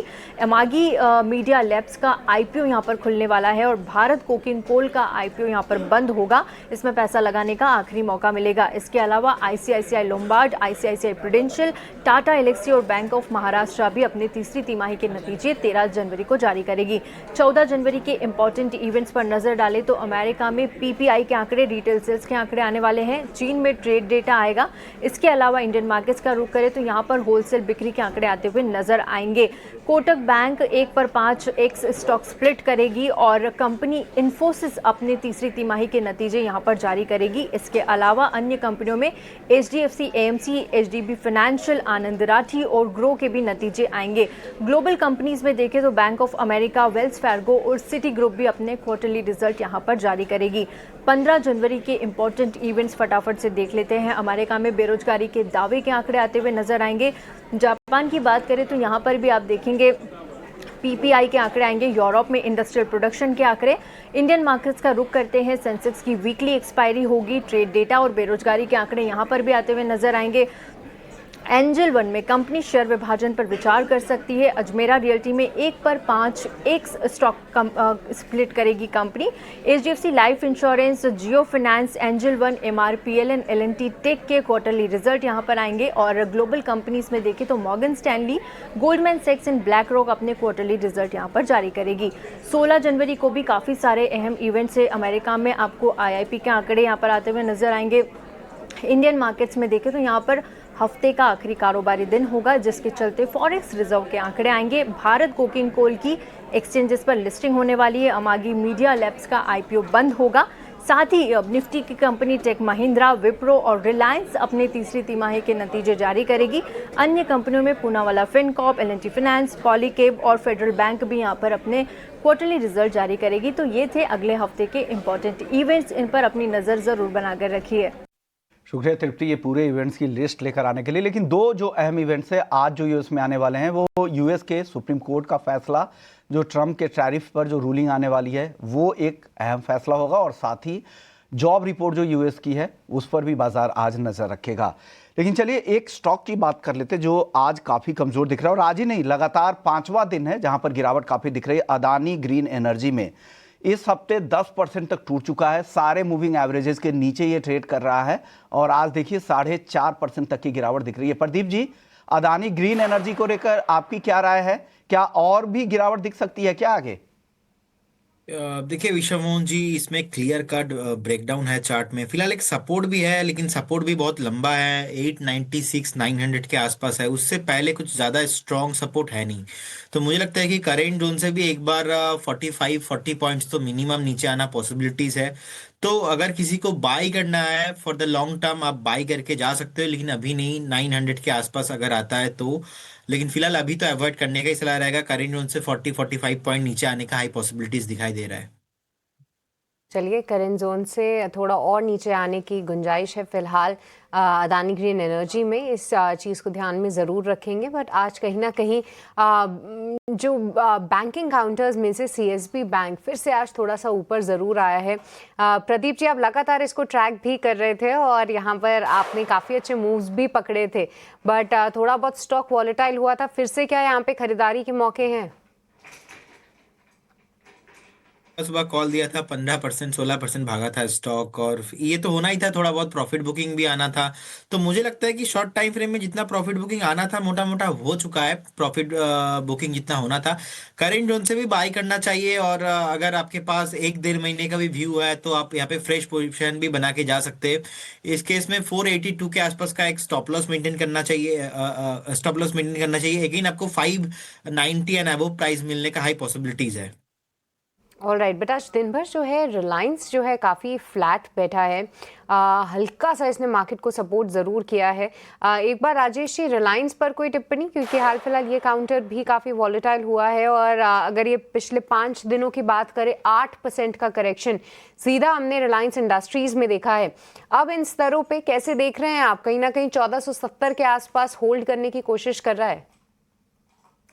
नहीं, अभी थोड़ा अवॉइड करना चाहिए। स्टॉक में एक ब्रेकडाउन तो देखने को मिला है जरूर। एक ओवरसोल्ड ट्रेजेक्ट्री पे स्टॉक यहाँ पे थोड़ा सा कंसोलिडेट होने की कोशिश कर रहा है, बट हमें लगता है जब तक ये 1500 के ऊपर क्रॉस नहीं होता है, ट्रेंड अभी भी वीक साइड में ही रहेगा।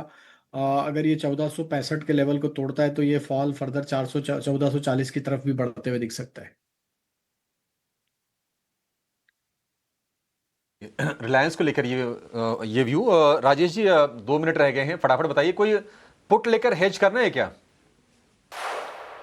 नहीं, ओवरसोल्ड जोन में है निफ्टी भी, और न्यूज़ फ्लो भी आने हैं वीकेंड में और आज भी है, तो हमें लगता है कि ये रिस्क पुट का भी नहीं लेना चाहिए मार्केट में अभी, क्योंकि इतना बड़े करेक्शन के बाद हालांकि स्ट्रक्चर वीक है, बट हमें लगता है कि अब यहाँ पे पुट लेना भी थोड़ा सा रिस्की है, क्योंकि आउटकम ऑफ इवेंट बहुत इंपॉर्टेंट रहेगा मार्केट के यहाँ से फर्दर डायरेक्शन डिसाइड करने के लिए। बिल्कुल बिल्कुल, दोनों ने पैसे गंवाए हैं, पुट वालों ने भी गंवाए हैं, कॉल वालों ने भी गंवाए हैं। ऐसा बाजार ये निश्चित तौर पर रहा है थोड़ा सा। लेकिन चलिए अब क्लोजिंग की तरफ बढ़ेंगे, कोई और ट्रेड नहीं लेंगे। राजेश जी और प्रदीप जी, आप दोनों का बहुत शुक्रिया, आज हमारे साथ आप जुड़े और आपने बेहतरीन ट्रेडिंग आइडियाज़ और बाजार को लेकर जो सेटअप है, क्या होना चाहिए, वो आपने समझाया हमारे दर्शकों को। Thank you so much sir, फिर से मुलाकात होगी जल्दी ही। लेकिन निफ्टी 184 अंक नीचे आज बंद होने जा रहा है, और इस हफ्ते में जो ट्रेडर थे, जो निवेशक थे, वो इंडेक्स पर हरा निशान देखने के लिए एक तरह से तरस गए। अगर हम पूरे हफ्ते की बात करें तो निफ्टी में लगभग 600 सवा 600 अंकों के आसपास की गिरावट आई है 5 सत्र में लगातार गिरावट। और निफ्टी बैंक की बात करें तो निफ्टी बैंक में लगभग 1000 पॉइंट के आसपास की नरमी आ गई है, तो ये सबसे निफ्टी बैंक ने 1000 पॉइंट गंवा दिए।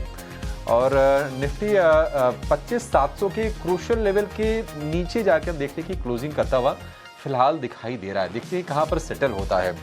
अब तो काफ़ी ज़्यादा नुकसान हो चुका ऑलरेडी, अब ज़्यादा मैटर करेगा नहीं। 25,698 के आसपास के स्तर आप देख रहे हैं। निफ्टी बैंक 59,300 के आसपास, 59,300 के नीचे इनफैक्ट, और हम देख रहे हैं कि 58,800 से लेकर 59,300 की एक रेंज थी 500 पॉइंट के आसपास की पिछले महीने, फिर से उसी रेंज में आ गया है। तो निफ्टी और निफ्टी बैंक लगभग 1 महीने पुराने रेंज में आप देखेंगे कि कारोबार करते हुए। एसबीआई में आज थोड़ी सी बाइंग रही, 1000 रुपये के स्तर हमने एसबीआई में देखे। छोटी मोटी बाइंग हमने कुछ डिफेंस स्टॉक्स में देखी, बीएल करीब 0.5% के आसपास चढ़ा आज। इसके अलावा हमने देखा कि मेटल में नाल्को में आज बाइंग आई और करीब 4% नाल्को का शेयर चला कल की पिटाई के बाद। वेदांता में थोड़ी तेजी आई। ऑयल एंड गैस हमने देखा कि ओएनजीसी हो गया, ऑयल इंडिया हो गया, ऐसे कुछ शेयर्स रहे आज ये चलते हुए दिखाई दिए। अदरवाइज रिलायंस से बहुत ज़्यादा सपोर्ट मिल नहीं पाया, रिलायंस 4 सत्र से कमज़ोर था, और आज भी हमने देखा कि थोड़ी बहुत मतलब हल्की सी बाइंग लोअर लेवल से रिलायंस में आई, कितनी 0.25% के आसपास की। इसके अलावा हमने देखा कि एचडीएफसी बैंक लगातार कमजोर है, लगातार 5वें सत्र में गिरा। आईसीसी बैंक की तेजी पर भी आज के सत्र में ब्रेक लग गया। एयरटेल की बात करें तो लगातार तीसरे सत्र में एयरटेल का शेयर गिरा है, 2000 रुपये के आसपास की प्राइसेस लगभग हो गए हैं। तो ये जो बड़े शेयर्स रहे इन्होंने मूड खराब करने का बाजार में काम किया है। और आज एडवांस डिक्लेयर रेशियो काफ़ी वीक रहा, 600 शेयर ही चढ़े और 23 शेयरों में आज हमने गिरावट देखी है। निफ्टी बैंक 418 अंक नीचे क्लोज हुआ है और निफ्टी की बात करें तो 172 अंकों की नरमी हमने निफ्टी में देखी है। 25,704 ये लेवल देखते हैं कि क्या ये फर्दर सेटल होता है। यहाँ पर आज की क्लोजिंग हुई है। अब जो नजरें रहेंगी कि देखते हैं कि अमेरिका में ट्रंप के टैरिफ को लेकर सुप्रीम कोर्ट की क्या रूलिंग आती है, उस पर नजर रहने वाली है। और बाकी भी ग्लोबल इवेंट्स हमारे फोकस पर रहेंगे, जियोपॉलिटिक्स लगातार एक्शन में रहता है। तो फिलहाल इस शो को यहाँ पर समाप्त करेंगे। अगला हफ्ता जो होगा वो नतीजों के लिहाज से काफी ज्यादा अहम होगा और आप 18 स्वदेश पर बने रहेगा। 18 स्वदेश पर हम समग्रता के साथ सारे नतीजों का विश्लेषण करेंगे और कोशिश करेंगे कि सबसे पहले अपडेट भी हम आपको दें। फिलहाल आज इतना ही। सृष्टि को और विश्वमोहन को और मुझे आप दीजिए इजाजत। एक छोटे से ब्रेक के बाद हम कराएंगे आपकी कल की तैयारी। नमस्कार।